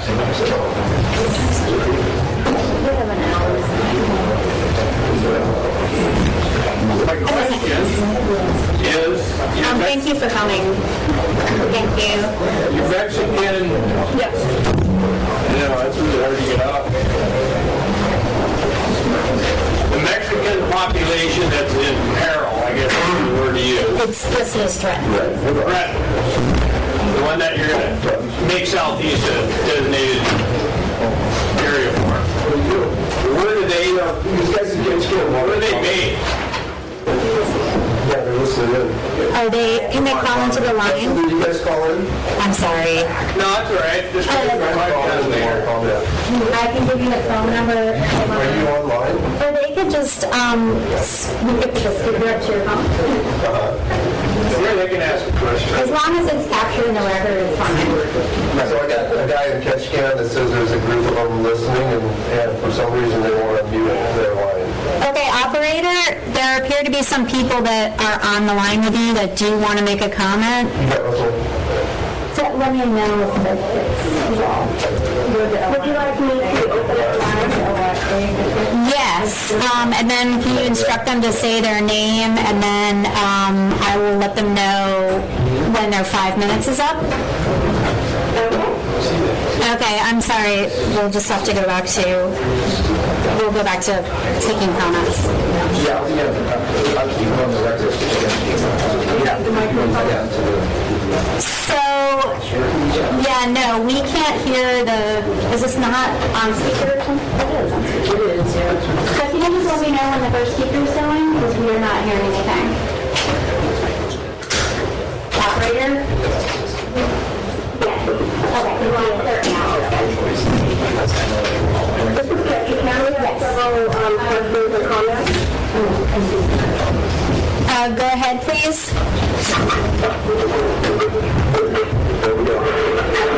My name is Steve Ketchikan, and I got a couple of questions, and then I've got a comment. The first question is... Let's do them separately. Let me know when you're giving your comment, please, because we need to capture it on the record so the agency has that to consider. Questions are separate. Okay, I'll split them up between... the question is, we've talked mostly tonight about the effect on fishermen and fishing, which is very important, but there's other activities that are going to go on in these critical areas, such as moving freight, moving cruise lines, and a number of other things. And are you going to tell us that it's not going to have any effect on them the same way you've told us it's not going to have any effect on the fishermen? So I didn't fully hear the question, but if I restate it, you can let me know if I got it wrong. They're asking whether some of these other activities that are taking place in Southeast Alaska, like cruise line, like whale watching cruises, and just vessel traffic in general, if those are going to be affected by the critical habitat designation. Is that your question? So where there is a federal, where there's some kind of federal involvement in those activities, yes, they would be required to consult on whatever federal agency is involved would be required to consult on those. But for the bulk of vessel traffic, that's probably not the case. We don't consult on every single kind of vessel traffic. The main vessel consultations we do, they're ancillary to the larger federal action. So if BOEM is, if someone's building a new oil platform, there's going to be some vessel activity involved with that, and that's part of that consultation on building that oil platform that a BOEM activity is involved with. So I don't, the day-to-day vessel traffic that you're probably talking about, there isn't a federal connection. For Southeast Alaska, when we looked back at the historical consultation record, there is a lot of vessel traffic related to Forest Service activities. The feds regulate everything that goes through these waters, the cruise ships, the oil tankers, everything. They're talking to them, so anyway, that's kind of a question. The other question is, if there's no effect, then why are we wasting money doing this? So it's shifted a lawsuit, like one gentleman said earlier, and I settled a lawsuit with the net cases in California. Yeah, so we do have a lawsuit, you're absolutely correct, and you're... Still there? Yeah, can you not hear me? Can you hear me? No, we couldn't hear you.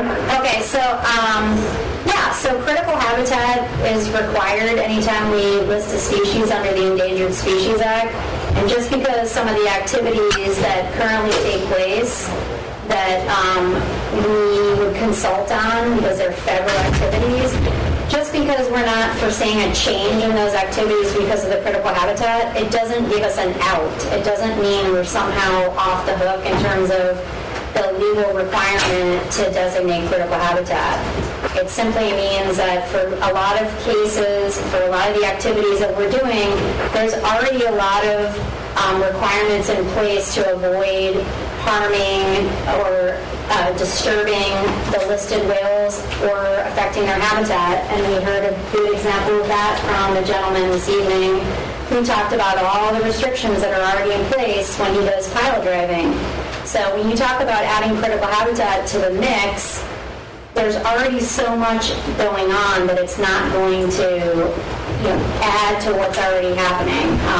For what we've reviewed in our consultation history, for what we know about for the plan next 10 years to be happening in these areas. I definitely would say that there is still a value to designating critical habitat. So we're required to do it, so we have to do it.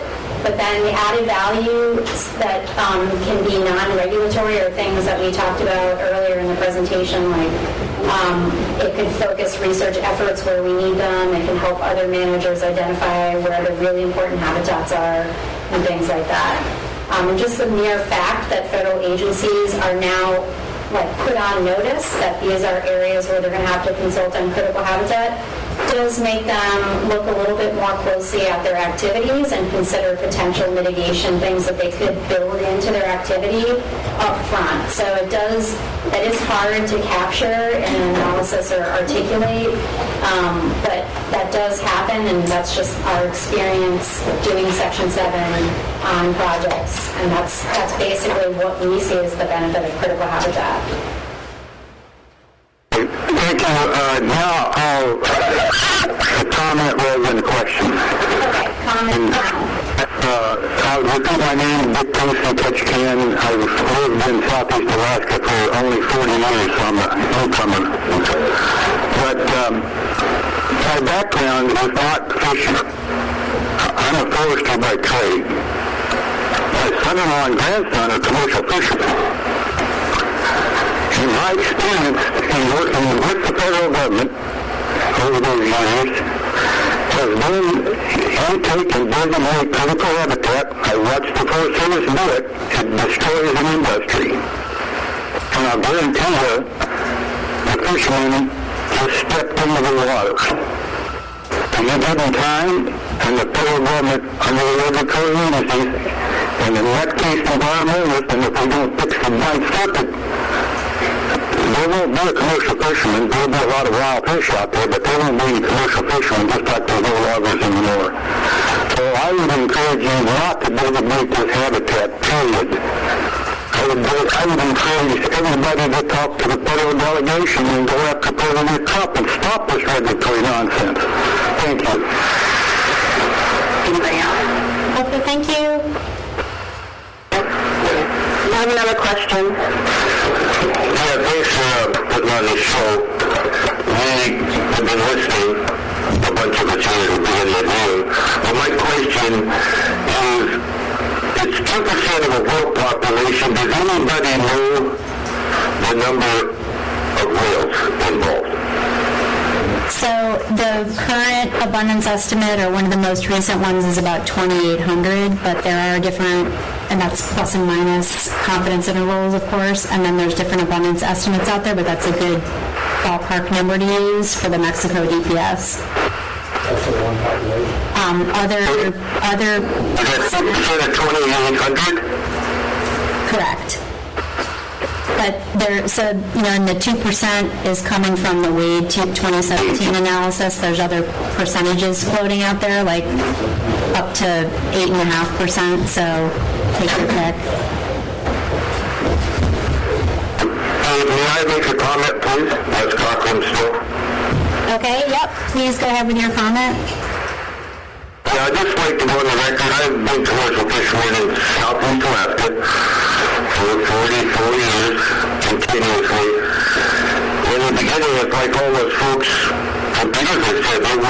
concrete wheels. Now it's beyond ridiculous. And I don't know how this process got started, but it falls into the same verbiage. It's ridiculous also. So, thank you. Okay, thank you. I want to ask a question. Do you have another question?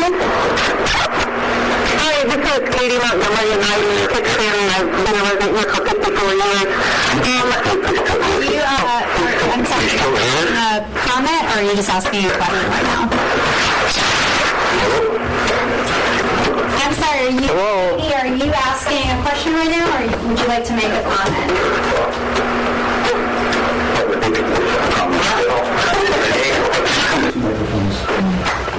What operator? This is really, I paid for this. Sorry, I think it was Katie. You wanted to go ahead and make a comment or ask a question?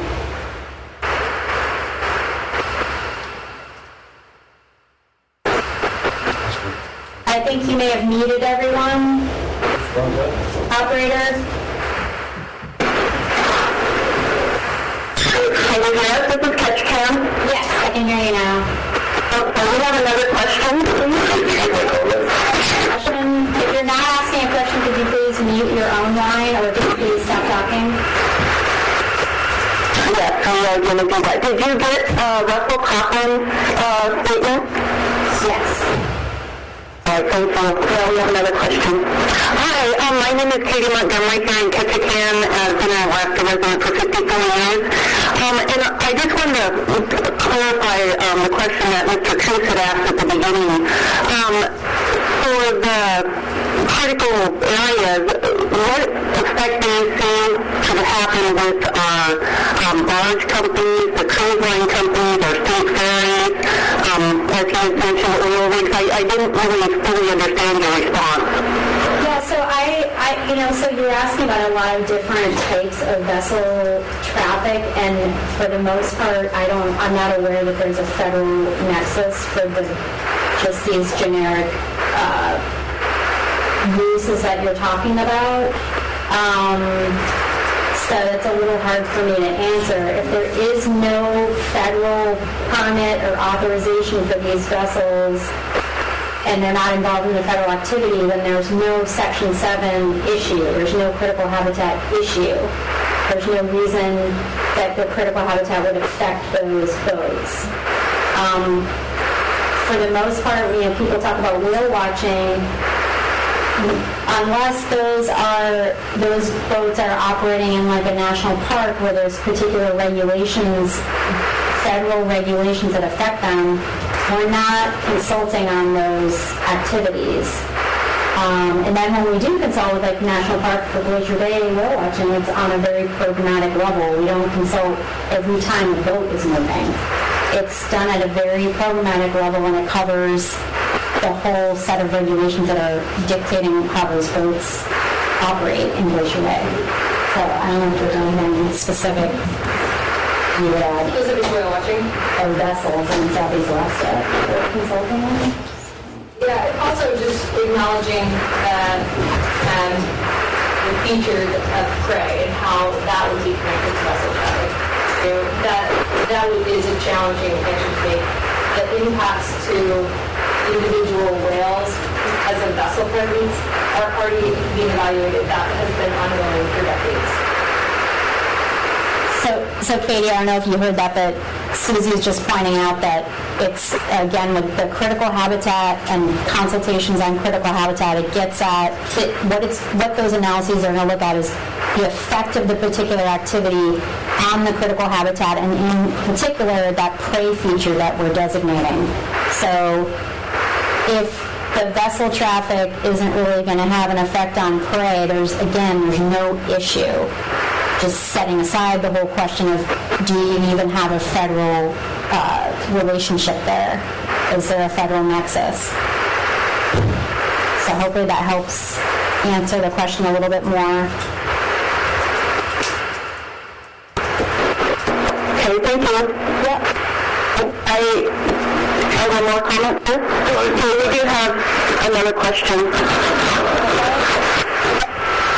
Hi, my name's Eric Tyson. So I'm wondering, how old is this data that you're basing everything on, the whale populations? So there's, I don't know, well over 100 references that we used in the analysis, so that's not an easy question for me to answer. I think at the root of a lot of what we know about humpback whales does date back to that splash study, which is definitely dated at this point, but the statute doesn't require that we go out and do new studies. We're held to designating critical habitat based on the best available data. What we're looking for during the public comment period is there anything new or different that we should be considering that would affect how we've done what we've done so far? So you've heard from a lot of people that have talked about their concerns about what we've done, but unless we get specific information that needs us to look at something in particular, it's very hard for us to take action. So we are looking for information, input that can help us, have the most robust analysis possible for the final rule. So what you're telling me is using old data, right now you don't know if the populations, this critical Mexican population of whales is increasing or decreasing or staying the same? I am saying that for the entire North Pacific, the splash study is old. Is that the only thing we looked at? Absolutely not. You heard somebody mention tonight that Glacier Bay National Park Service has the longest running whale photo ID study out there. We absolutely, not only do we talk to those individual researchers, but we use their data. So that's up to date, finger on the pulse of what is going on in Glacier Bay. And where we have that information, we absolutely used it. If we missed something, we definitely want to know about it. But just, I think if you do talk to people that have been studying humpback whales for years, they will tell you that the patterns indicated by the splash study, albeit old, are the patterns that we still understand to be correct today. So, meaning where are the whales moving, what's their basic structure of the populations, and what's their status. That information is still pretty good today, even though it is old. I would absolutely love to be able to wait a couple of years and see what new stuff comes out of this new analysis that's going on, but we don't have that luxury. We do have the opportunity to revise critical habitat. We do that routinely. We just put out a proposed rule to revise southern resident killer whale critical habitat. So when new information does become available, we do have that ability. So this isn't set in stone forever and ever more critical habitat for humpback whales. We've given you a tremendous amount of information. We told you that from the 80s, 90s, and the 2000s, the population here in Southeast has increased tremendously. I mean, how many of you can go to Frederick Sound, and I can work straight in Frederick Sound, and this is in July. And I will see 100 spouts in just one. It's not what's happening around me, it's what's happening in front of me. So what more information do you want out of us? We've given you that the population has grown.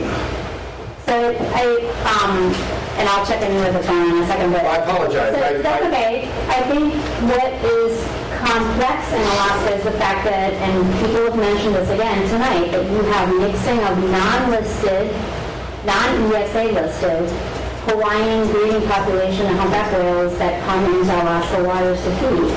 And those whales look exactly the same as the threatened Mexico humpback whales.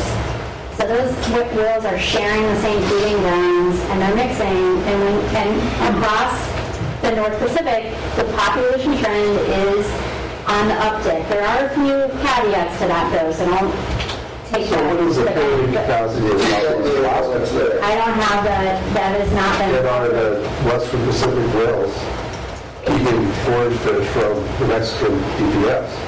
So the distribution, and I'll get back to the fauna in one second, the distribution of the western North Pacific whales, so those whales feed off of the coast of Russia and then into the Aleutian Islands, and as you move across eastward, across the Gulf of Alaska, their distribution really tapers off. And so the Mexico whales, as this woman rightly pointed out, there is a weirdness to what those whales are doing. Some of them are heading to the west coast out to Washington, Oregon, California, and some of them are shooting across the Pacific Ocean and headed to Alaska. And so there is this diversity in where those whales are headed, and they show up all over the place. So there is overlap of those whales, and they have not as simplistic distribution as the Western Pacific. You see a lot of whales, Mexico DPS whales around the eastern Aleutians, and then they do taper off as you head across the Gulf of Alaska and into British Columbia, and then there's an uptick of them again as you head southward along the west coast of the U.S. down to Southern California.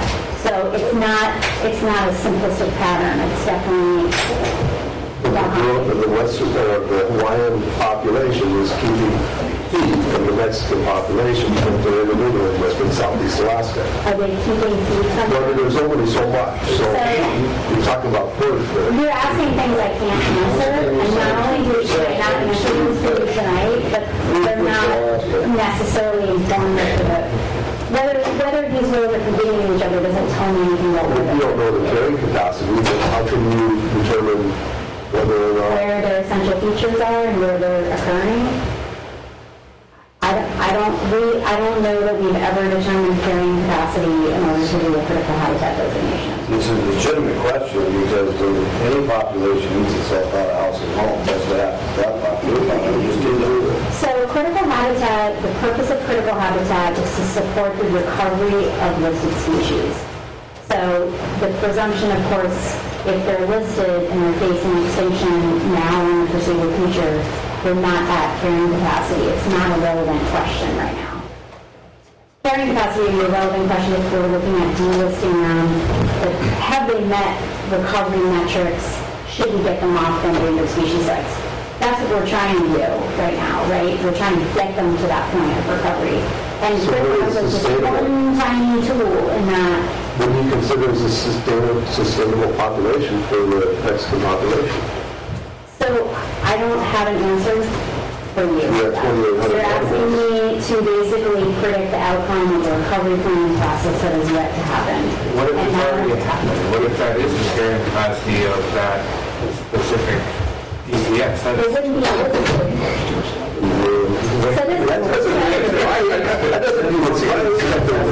So you guys are asking questions that are not, you've got to keep this focus on critical habitat and asking me questions about this rule. Don't get into questions about the listing. We're not going to re-adjudicate the listing of the whales.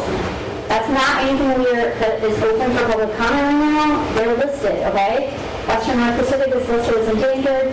Mexico is listed as threatened. This is the situation we're in right now. Now we're talking about critical habitat. So, the phone, thank you for reminding me. Catch can comments and questions, please. Anyone on the phone have a question or comment? Yeah, this is Catch Can. We have a couple more questions. Okay. Hi, this is Lacey Simpson in Ketchikan. I had a couple of questions for you. Number one, in talking about the limited population originating in Mexico, what work is NOAA doing internationally in terms of preserving or increasing these populations? Are they working with Canada? Are you working with Mexico? Are you working with other areas, other nations that have waters in which these whales travel in? Yeah, so we participate in international work through the IWC process, the International Whaling Commission. But those kinds of questions you're asking about working with foreign countries on recovery in outside of U.S. jurisdiction, again, not relevant to this process because we can't designate critical habitat in foreign waters. But just to answer your question, because we're here, Those are the kinds of things that could feed into a recovery plan. We have an old recovery plan for humpback whales. It needs to be updated because of the change in the listing. We need specific recovery actions and metrics for these DPSs, as well as the two that are entirely foreign. And so we would use that process to identify what kinds of things could we be doing with Mexico, Panama, Guatemala, Canada, Japan, Russia, etc. So that's where that becomes a relevant topic in the recovery planning process. We're going to do the phone for a little bit, sorry, and we'll come back. Anyone else on the phone have a question? Thank you. This is still Lisa Simpson, Ketchikan. I had another question. Can you tell us a little bit about the timeline for this proposed rule after the comment period has closed? What are the next steps, and when is it anticipated that this rule would go into effect? Sure. So after the close of the comment periods, we'll be working on developing a final rule. What that's going to entail is going to depend on the scope and nature of the public comments, and I guarantee you the most significant ones are going to come in on January 31st. So I won't really know what's going to be involved, but I can give you a general timeline that I've kind of mapped out for us to meet our deadline, and that's to kind of have a final rule developed by early May, because then there's a very lengthy review process that takes place for these rules. In order to get all those clearances and review processes done and meet the January 28th, I guess the 28th, 2020 deadline for having a final rule submitted to the Federal Register, it's kind of, we're looking at May to have something wrapped up. And then you should see a final rule in the Federal Register either late September or early October, and there's usually like a 30-day period after which the rule would go into effect. So you're looking at a final rule going into effect in early November 2020. Just ballparking. I think I may have misheard you. Did you say that you'd be composing the final rule for submission to the Federal Register around January 28th, but the comment period on the proposed rule as it stands today is not until the 31st of January? No, I either said something wrong or you misheard me. No, the comment period is open until January 31st. After that, we'll develop the final rule. And just mapping out the timeline and then backing up what has to get done before the end of September 2020, I'm predicting we need to have all of our documents and ducks in a row by early May, because there's a lengthy clearance process that has to happen through the federal agency, and there's interagency comment, OMB review, all this other stuff that takes place. Then the rule gets submitted to the Federal Register, which publishes it. That has to happen by the end of September 2020. Does that make sense? Yes, thank you very much. Okay, are there questions on the phone? Is it time? I got a question about that. Let me just clear. I don't do the sound version, and then there's a gentleman in the back that's been waiting. All right, I'm not hearing anything on the phone, so let's... Okay, well, I'm Kurt Wonder. I'm sorry that I wasn't here from the whole meeting. I was here at the beginning, and then I just came back. What sort of plans have you guys already got in the books for this recovery of these whales? What's your intentions of how to recover them? And once you guys identify that they need to somehow recover, even though in the early 20s and 30s we were harvesting whales here, they're nearly extinction, and now we got 2,800 of them, and we had herring reduction plants everywhere. So what is you as a human are going to do to recover these whales for us? Thank you. So that, again, I'm flying outside the bounds of what I'm supposed to be talking about tonight. That's a recovery planning process. Recovery planning has not been started yet. This listing is still fairly new for us. It takes quite a while to get all these different things done. When we do recovery plans, we do develop them with a big team where we bring in lots of different people to help develop those, because so what you're talking about has yet to be done. And I can just tell you from experience, they typically are pretty involved. We try to get a lot of input because recovery plans are not specific to just Noaa Fisheries or any one federal agency, the things that go into a recovery plan involve lots of different partners and activities and things that lots of other entities could be undertaking outside of just what Noaa Fisheries can do. So that's why we have to bring a lot of input and a lot of people to the table to work through development of a recovery plan. I can't answer that for you. It's not done yet. That's on the horizon. So on that comment, your own impact study, dollar-wise, it's out to lunch. You're not even realistic. Know what you're talking about.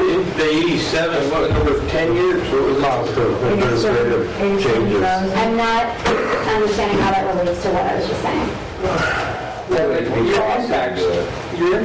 Your economic impact study. Of critical habitat. So when you form this plan, moving forward, let's say you're going to form a plan, are you going to reach out to your groups and involve us in the process? Okay, I am not here to talk about recovery planning. That's a totally separate process. I'm not involved with that. I'm not here to talk about that. That has nothing to do with this critical habitat rule. I absolutely wish we had a recovery plan because usually a recovery plan will map out the kinds of things you guys are asking about. What's the carrying capacity? What are we trying to get these populations up to? What are the numbers that we want? When will we hit recovery? What's the timeline for that? What's the cost to get there? What are the things we want to do to get there? Who are the federal or the international partners we want to work with? Those are all questions that I'm not here to answer. It has to do with recovery planning. That is a big process. Who is going to participate? I don't know yet. I'm not in charge of that. That's not even what this public hearing is about or what I can even answer. If you're interested in that, definitely contact me. We can talk about that another time. I can put you in touch with who is going to be tapped as the lead for that effort. If you want to stay engaged, that's fantastic. But that's not what this hearing is about right now. I wish I had answers for you. I don't. The main reason you're here is because the feds got sued by this diverse people, whoever. Center for Biological Diversity. You had a question. So my question is that, so you have the 5 metrics that you use to determine conservation ratings and economic impact. One of the metrics could be applied to Southeast Alaska. 2 of the metrics use a different DPS than the one targeted. But we have this database from Glacier Bay that is huge that shows the reproductive capacity that has occurred over the last 2 years and the percent annually and the number of years that they can calve for and the years they calve for and how long they live. Why can't we use some of this information and apply it to this is what happened with them? Why wouldn't the same rebound take place with the Mexican whales? So I think your comment that you made earlier was great because it was specific and you did touch on some of these things. So Chris Gabriel and the person running that whole, she was heavily involved with this process. We absolutely looked at her data. It looks like, or it sounds like from what your comments you gave, you've been looking closely at the documents, which is greatly appreciated because when you give specific input like that, you can address it. You said specific things about specific information you looked at. So that's very helpful. It allows us to revisit that and make changes where necessary. So I'm just going to kind of leave it at that. But I think it'd be good for you to know that we absolutely use the data available to us from that study. Chris was a peer reviewer for us. I still talk to her about what's going on. She's up to date with what's going on. She has a couple of important papers out that talk about the importance of that area and actually what's going on with the drop in calving rates and the drop in returns of whales that they've been seeing for decades that are no longer returning. So there's a lot of information like that she's been providing, and we absolutely will continue to do that. Hi, this is the conference operator. Can you hear me? Yes. The line got quiet. Okay. Oh, I'm sorry. you couldn't hear the room. Is that what you're saying? Yes, I just wanted to make sure everyone's clear. Yep. And if anyone on the phone wants to ask a question or make a comment, just let me know.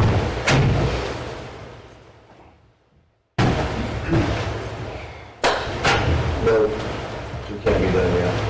You guys are the diehards, so. I've got a question that's probably irrelevant to this, but through this data and information gathering of this Mexican population and this Hawaiian population and whatever these populations, has anybody ever noticed any of these populations crossing over and hooking up with this gal from that pod, and now they're over here and we're not going to Mexico anymore, I'm going to Hawaii, I like it there better? So is there any data to that? Absolutely. I think what you're asking, though, is about the structure of the DPS. That would have dropped this person from that population, and now the Census Bureau says they're over here. Has that ever been looked at? Absolutely. We talked about that in our draft biological report. So where we get that information from is photo ID matches. So where a whale is identified to the actual individual whale and it's photo ID in, say, Hawaii, and then it's photo ID in Mexico, that is movement of a whale between breeding areas. So those kinds of movements have been documented, so they occur. But what their biological meaning is, meaning are those whales actually mating with whales of a different breeding population, is an open question in the sense that we don't actually understand how much that is occurring. Now, what we do have is genetic data. So the genetic data, what those are telling us is there's significant genetic differentiation between these breeding populations, which does indicate that for the most part, these whales are not mixing, that they're not interbreeding. So that's the understanding based on the genetic data we have. But maybe, there's this carrying capacity is met. So now these have moved over here because nature says genetics are getting too deep over here. You wouldn't get genetic differentiation of the populations. Right, same with the one population. Yes. So it's low occurrences and it's in both directions. Have been documented. They'll hang out with them, they just won't be with them. Like 2%? That's what they say if you Sometimes it's discussed in the scientific literature. None of it is 100% clear cut. You have to do the best you can with what you know.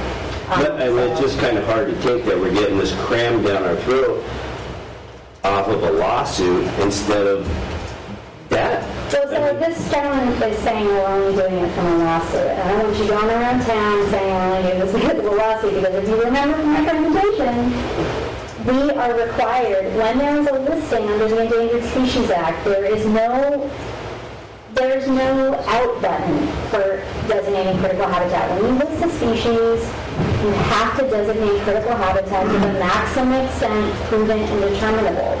So that is dictated by the Endangered Species Act itself, not because CBD sued us. CBD sued us because we missed our deadline for getting this done. Prove it, what is that? Prove it means that... I know what it means. Yeah. It requires judgment as well. Right, so we have regulations that speak to when it's not prudent, and we have to comply with those regulations also. So we never got a done deal. 2% for a couple months. This is a done deal. We're just going through the motions here. Well, if you want to say that, I would say that's not helpful to me. Do you know who Tony Heller is? So I would say this woman here who read the documents, I'm going to do like my model commenter, because you gave very specific comments about things we looked at, things we did. Comments on how we did what we did are helpful to us moving forward. Comments like, we don't like it, I can't, what would I do with that? Well, it's hard to listen to you say it's not relevant, that we don't know what the carrying capacity is. We're the ones watching them feeding. I mean, see so many whales feeding so long, so much. I mean, when they run out of feed, they're going to die. That is why, again, that's why we mentioned earlier that why it's hard here, because you have mixing of non-listed Hawaiian DPS whales, that their abundance is far and away greater than the 2 listed whales that also occur in in Alaska. So the Hawaiian whale population is like 11,000. You've got an endangered Western North Pacific population that's about 1,000 whales. That's an order of magnitude difference. And then the Mexico whales are about 2,800, right? So combined, those 2 listed populations are still a tiny fraction of those non-listed Hawaiian whales. And so we do want to tease apart what we know about the listed ones and ignore what we know about the Hawaiian ones, because we're not designating critical habitat for them. Those whales are there, but they're not listed under the Endangered Species Act. We cannot designate critical habitat for them. This habitat is not being designated for them. Well, it's not great for us to be looking for specific information, but they don't have Mexico flags on them or anything. Right. See, we just see a lot of whales. Yep, I hear ya. What you want us to do is to start taking pictures of those so we can start telling you which whale is which? Is that kind of what you... No, I'm not expect. I think the kind of input that you guys are bringing is things like how, what we may have missed in terms of economic impacts, and some people talked about that tonight. Those are people talking about I'm the user group. That's how you're viewing this rule and how you think it's going to impact you. Do we underestimate costs and things like that? Those are the kinds of comments I was expecting from you guys. I'm not expecting you to come up with scientific data and tell me where the whales are moving. No, I'm not asking for that. You've grossly underestimated the value of our way of life and our fisheries and how we live and how we keep these small communities alive in the wintertime. But you're willing to say that it's worth $72 to every taxpayer in the United States so that these whales are out there. I mean, it's just, your data is collected apples and oranges based on what industry you're looking at. We feel like ours got the short stick here. Yeah, so I think that so in addition to any comments you made tonight, if you want to submit additional comments, get on regulations.gov and submit an electronic comment about underestimation of costs and why. And if you can be specific as possible, that is helpful to us. We certainly don't intend to undervalue anything or anyone. And there is a part of the economic analysis where we're required under the Regulatory Flexibility Act to look at effects on small businesses. So that's where we do even get more in-depth in terms of what the economic impacts are. And there may be a different way of looking at things or presenting things that aren't in there that you may want to tell us about. And that helps us improve our supporting documents for this rule. So that's what we would be looking for. And if you can provide that, we definitely appreciate it. The reason our hackles go up is because Glacier Bay, we got kicked out of there in 97, I think was the year, or 96. Except for a few guys got their rights to fish crab in there and do their thing and halibut. They got paid. The spotted owl, that's why our hackles go up. There's lots of things the federal government has done to different industries that's why on the little slide where you showed you had comment towns, you had Anchorage and Petersburg now, or you did one in Juneau? Oh, for where we did public hearings? Yeah. Yes, we had one in Juneau. We're not even going to do this one until we finally screamed and our city council asked you guys to come. Yeah, I don't know that that's a fair characterization of what happened. So when we published, as the person who planned all the public hearings, no, it's not. Okay, it was planned early on? No, so what we did was, we have a massive geographic area to cover. We picked a location, 2 in Alaska, but 1 location in all the other states. 1 in Washington, 1 in Oregon, 1 in California, and 2 in Alaska. And you set those hearings up, and what you do when you publish a proposed rule is you say, if anyone would like to have a public hearing, please submit a request within 45 days. And that's the process. We got a request from Petersburg. We waited to see if anything else came in. We got a request from Ketchikan that originally said, hey, we support the request from Petersburg. if you can't have it in Petersburg, have it in Ketchikan. We got that request and said, okay, let's Petersburg it is. And then we got a later request from Ketchikan just recently, and that's why we've made this. Sure. We don't normally have remote access to hearing, but we wanted to provide that to those people that wanted to listen in and make comments. So we definitely did everything we could within the time we had, with the resources we had, and I think we're very responsive to Petersburg requests. I am here right now. Yeah. So let's not get it twisted. Well, I won't twist it up too much, but the distrust is earned, and it's earned over decades and generations. And, you know, we're all trying to make it, and we aren't, you know. Anyway. I hear you. And I'm studies on how many wells are here. We're already covered. yes. So They're going off all day. 2017. There's already these not Excuse me, let me clarify some things here. I think maybe the reason why we're so passionate about what we're talking about here is that you keep referring to us as small businesses, but we're not small businesses. This is our lifestyle. No, small. No, hold on. Yeah. Let me finish.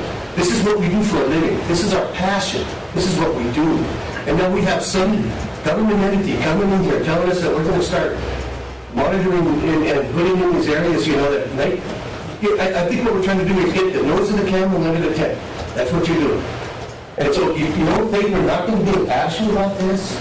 Of course we are. So that's all right, guys, let's not put words in my mouth. Just remember that this is what we do for a living. Absolutely. And this is our lifestyle. This is who we are. Now take your identity away from you and tell me how you would feel about what you're doing. So, okay. Anyone else? I just have one quick. Yes, in the back. And then I'll get you too. In the back. I feel very outnumbered. And so I appreciate you coming here and listening to our public comments from fishermen and from those of us who write online who didn't get a chance to talk. I want to say that thankfully. And as a marine biologist, which is why I feel outnumbered, and as a third-generation fisherman, I'll point that out right now, proudly, I stand the gap for both, and I hear both concerns on both parties. There's a lot of distrust, I agree 100%. I've seen my family suffer, I've seen my grandpa and my dad, and now me suffer, and I have to find different careers. So, but I'm also now been educated, and now I'm trying to link a new career in biology.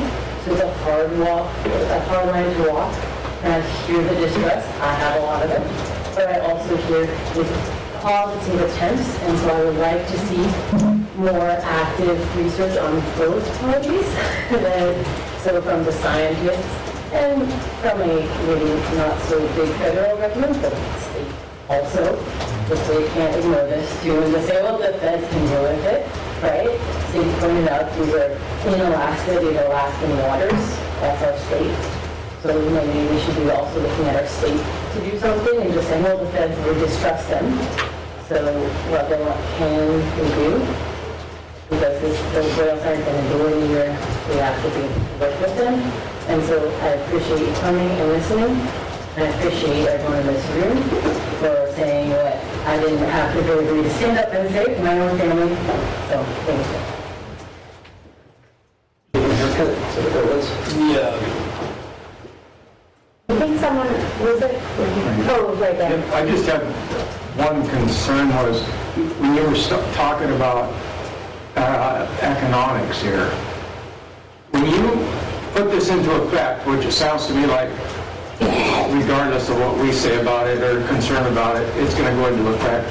And when it goes into effect, you are laying the platform for other entities to be able to come in here and pressurize our state fisheries leaders into making rules and regulations that are going to affect us economically. So what you're doing is going to affect us economically. Is there any industries that are exempted from this?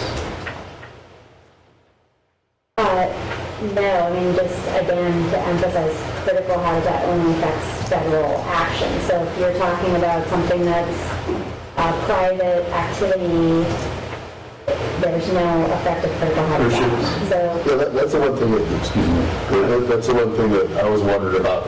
I mean, we've had long-standing commercial fishermen, we've watched whale populations blossom over the last 40 years. Well, we've had, through statehood. Can we be exempted from the critical habitat? Any impact from the critical habitat? So the only exemption process, and if that's not technically the correct word, but the only way to sort of not have critical habitat apply is the 4B2 exclusion process, where we look at the impacts of a critical habitat designation and weigh them against the conservation benefit of the designation.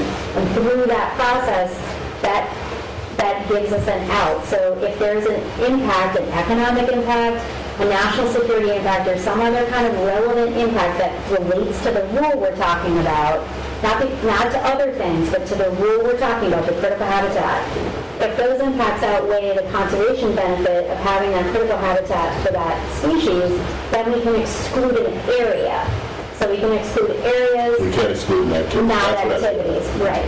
The law does not allow for exclusion of activities, but it does allow for the exclusion of areas from the critical habitat. And we do it through that 4B2 process. And the impact has got to be a federal impact. It has to be an impact. It can't be an impact. So if it's an impact of the critical habitat, you're absolutely right. It's because it affects some federal activity, not because it affects cruise ships. Cruise ships have, it depends on what we're talking about specifically, but I didn't see any consultations on cruise ships per se for Southeast Alaska. I don't know if there really us doing that. So I don't know what we're talking about with that. I know for the only vessel stuff that I think I remember seeing in the consultation records are Forest Service. It was specifically vessel traffic, was Forest Service moves logs about, and so we have to consult on that. It's a federal activity, and that's always been a ship strike issue for humpbacks, not a habitat prey related impact. You're making a face that makes it sound like you're not following me. I guess I do. But it just seems like the vessel strikes. It's noted in somewhere in that vast array of supporting documents that have been going through. That ship strikes are right, but so, number one. It's the biggest. It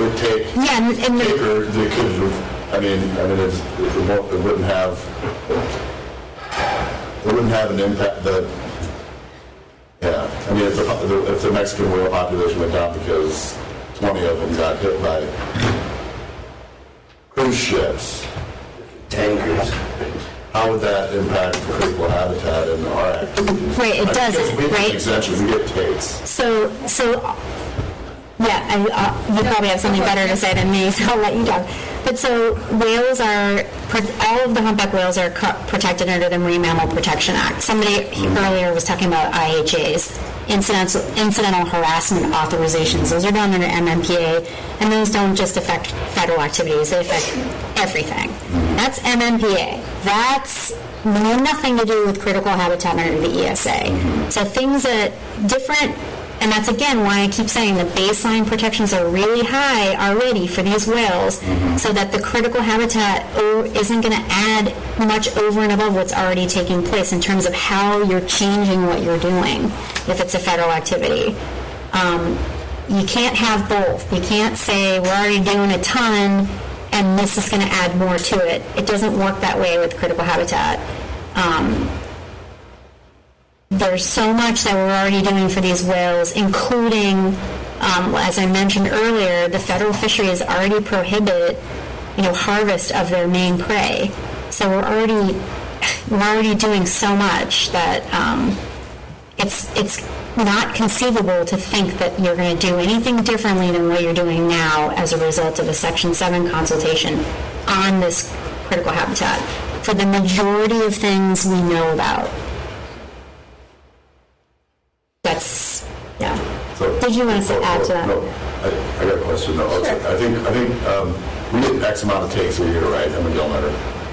No, that's not the way it works. No, I'm glad you asked. I'm the one who manages the list of fisheries. Okay. Yeah, it doesn't work that way. So you're talking about through You're talking about state-managed fishery having a certain number of... Absolutely, Yeah. right. We got our exemptions. So the negligible impact determination process authorizes a certain number of fisheries, or a certain number of takes in a fishery, and that's separate from the state-managed fisheries. Then cruise ship takes. In cruise ship takes, yes, absolutely. Yeah, That's an entirely different process. And so the cruise ships are not authorized to hit whales, and that happens. It's completely outside of anything to do with critical habitat. That is a take issue, which is both MMPA and ESA. So those things exist with or without this rule. Those things are going to be in place. Right. This rule doesn't change that in any way. It doesn't make it worse, doesn't make it easier. So there's no federal nexus in our exemption. I mean, because you guys talked both, I talked to you both on the phone, I think, when this first kind of happened, and it was like... That was you. Yeah. I'm kidding. And I mean, and I was, when you were talking about federal nexus, as long as we had no federal nexus, it was no big deal, but we have these exemptions. It's a federal exemption to marine mammals. The exemption is MMPA. Yeah, it is. So, okay, but it is a federal. I mean, it's federal. Right, it's a different act, though. Yeah, okay, but it's a federal nexus. Yeah. And then the other question I had was about the treaty, because we have an international treaty. For salmon. Yes, we do. Yeah. We get managed for heavily, us and the same for the other troll fleet as well. And that'll have no impact whatsoever. I mean, it doesn't, that's not a nexus. So we have had one, that's a confusing legal question, so I'm not sure entirely, but we have had one consultation on something change to the treaty. But in terms of, again, linking the salmon treaty and how that could be affected because of this critical habitat, there's no connection really. Humpback whales, yeah, they've shown up in their diet, and there's evidence that they've targeted hatchery releases or something. But they're not coming here for salmon. It's not a major prey item. It's hard to fathom how that treaty or the function of salmon fisheries under that treaty would be altered because of this critical habitat. It's just, there's no basis to conclude that. Nobody's ever seen whales skimming kelp, eating salmon fry? No, there's... Documented? Yeah, there's... We mentioned... Yeah. That's just a little popular... No, there's full discussion of that, where it has occurred in our biological report. We're fully aware that there's been documentation. They've even swum up the Columbia River to eat salmon fry. But they're not there because of salmon traditionally. That's not a key prey item for humpback whales that they're targeting. They got hungry because there's nothing behind it. I mean, it's back to how much herring are in Southeast. The state of Alaska probably has that number from different fisheries that are gone now. So we're not fishing herring like we used to. Which, again, has nothing to do with this rule. Somebody mentioned the closure of the Pacific cod fishery. Nothing to do with this rule. If fisheries are closing, and that's happening, that trend's been going on. It's confusing to us because you're closing, you're making... Thank you for coming. Thank you. Area to eat. You're making an area to eat. Thank you, everyone. You don't know the carrying capacity. It's just confusing. I mean, it's just really baffling. So I just had a question to try to make it constructive for people who actually wanted to write something. So we have a budding mariculture industry, especially in the Southeast, but throughout Alaska, that is in its infancy, and it requires permits in tidelands areas, and some of them have been given and some have not, and that is an economic boom that especially small communities are looking forward to as a buffer to what we're feeling now. So that's a specific thing down the road that will be impacted economically by this ruling, but I can't give you numbers. Right. Can I just say we have this budding mariculture industry that hasn't been looked at as an economic impact? Yeah, I mean, I can't tell you exactly what to write in your comments, obviously, but sure. So look at the discussion. Yeah, look at the discussion in the report. We did talk about aquaculture. We did work with ADF&G to get information from them, some of which came too late, so I'm going to have to look back at that to see if we need to add some of that to what we've got in there. But yeah, tell us to look at that. Whatever you know about it, put that in your comment. But yeah. Because it's in its infancy, and, you know, something like this, it wouldn't take much additional regulatory dollars to be heaped on top of it to just kill it. Because it wouldn't be feasible any longer. I do thank you for coming, sir. I was abrasive. Yeah, thanks. Yeah, I'm so glad you all came out. It makes it much more worthwhile having you. On a short straw to get this. Thank you so much for participating. Thank you. When you guys get letters from our organizations, like Susan C, Southeast Alaska State, Megan O'Neill, she couldn't be here tonight, but she's TVOA, and Max Warhatch is USAG. Our organizations speak better for us than we speak for ourselves. So when you get that information from our organizations, and a lot of times people will talk, but then also prepare more comments when they submit those too, and that's totally fine. but outreach for Susan or Megan or Max, and just that's,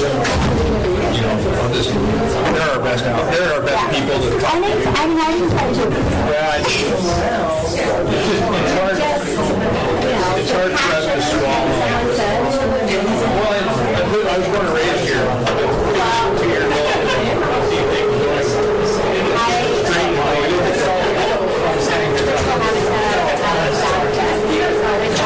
Well, I guess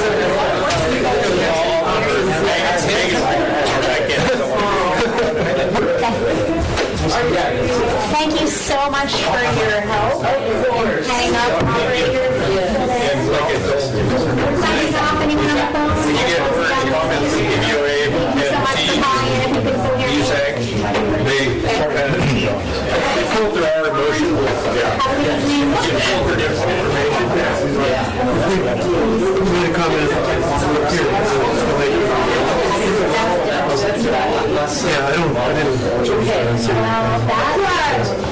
Actually, I would like you to continue on that.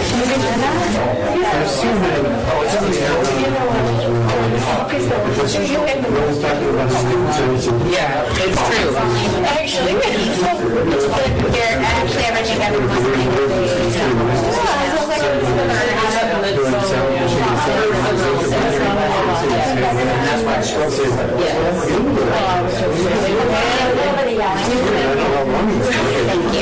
Thank you very much.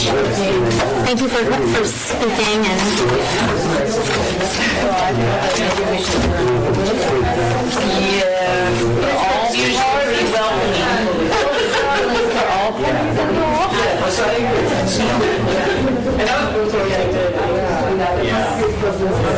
So I'm going to take these and think that we all and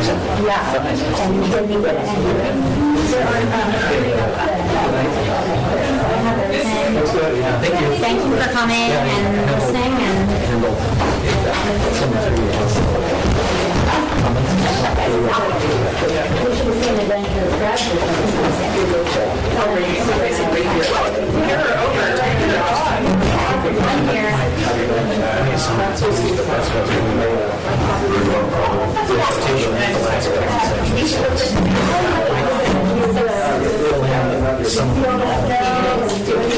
I realize you're under a time crunch because of the lawsuit and of course listing because the way it goes anyway. Yes, exactly. So if you're so section 6 is a very well, it hasn't really I can have you I have to lesson in getting I think and that relationship that we have with colleagues and fun projects and goes on up in Alaska and positive program and that's how it is on a lighter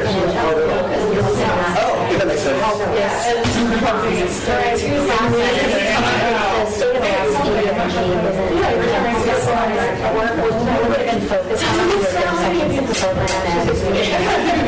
Will work that Bob Small I saw the. And then we can do ice work. Where they have somebody who's an expert in those marine mammals. But there's no one, doesn't have a humpback whale expert. There isn't really anyone working on humpback whales. And we have talked about a lot of times to get data from them. We asked early on whether they might have, like, a lot of times when people are out there on the water or flying or on ships, they're collecting incidental data. So they do some seabird work, and we said, hey, do you have any humpback whale data that you might use? Susie reporting seabirds, and they still kind of like, hey, you guys are kind of the experts there, because we have a science center that runs scientific surveys and doing work, and have some researchers that we also work closely with to try to get as much input. That's great. Yeah, it's just very active, actually, and we don't have it on lockdown. Thanks. And I'm with the technical resource there, our science center, the Juneau office. Systematic surveys, or we partner with No fisheries, so actually comes out of that. Like, that modeling, all this stuff that's helpful for the whole thing is so that's like, and it's one system. The California current system is one upwelling system that we use. There's a lot of more uniformity there. Less than that multiple system. And when we do research surveys, they're like, so they're really just average. So it's really looks a lot for Alaska, and they are John Maria. We don't get badges. We're really grateful for them. That is cool. Yeah, I got her here. Oh, yeah. I've heard crazy stuff. It's getting better. We were roommates for 3 years. Oh, yeah. Yeah. And then Jared is our other guy. Oh, yeah. Yeah. Pushed into doing research. Okay.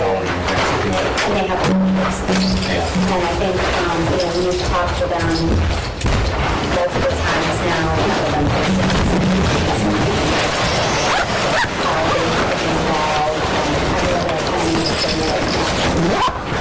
Comments. They sent like a 30-page comment that asked me not to. You probably aren't keeping these. This is on the floor. Because I wanted to revise it. You guys have cards? Okay. Except that it's on the floor. They sent that to us right as the proposed rule was going through clearance. It wasn't during the comment period. No, I expect you're right. It'll be last minute when we get to look at it. Yeah. You'll get to look at it, but yeah. They're working on something, and I was talking about it. We're going to loop them back in to talk about economic impacts again. Yeah. Oh my God. That is a major concern, and some of my concern too, what goes on in the Washington Coast with the resident workers, and if this population happens to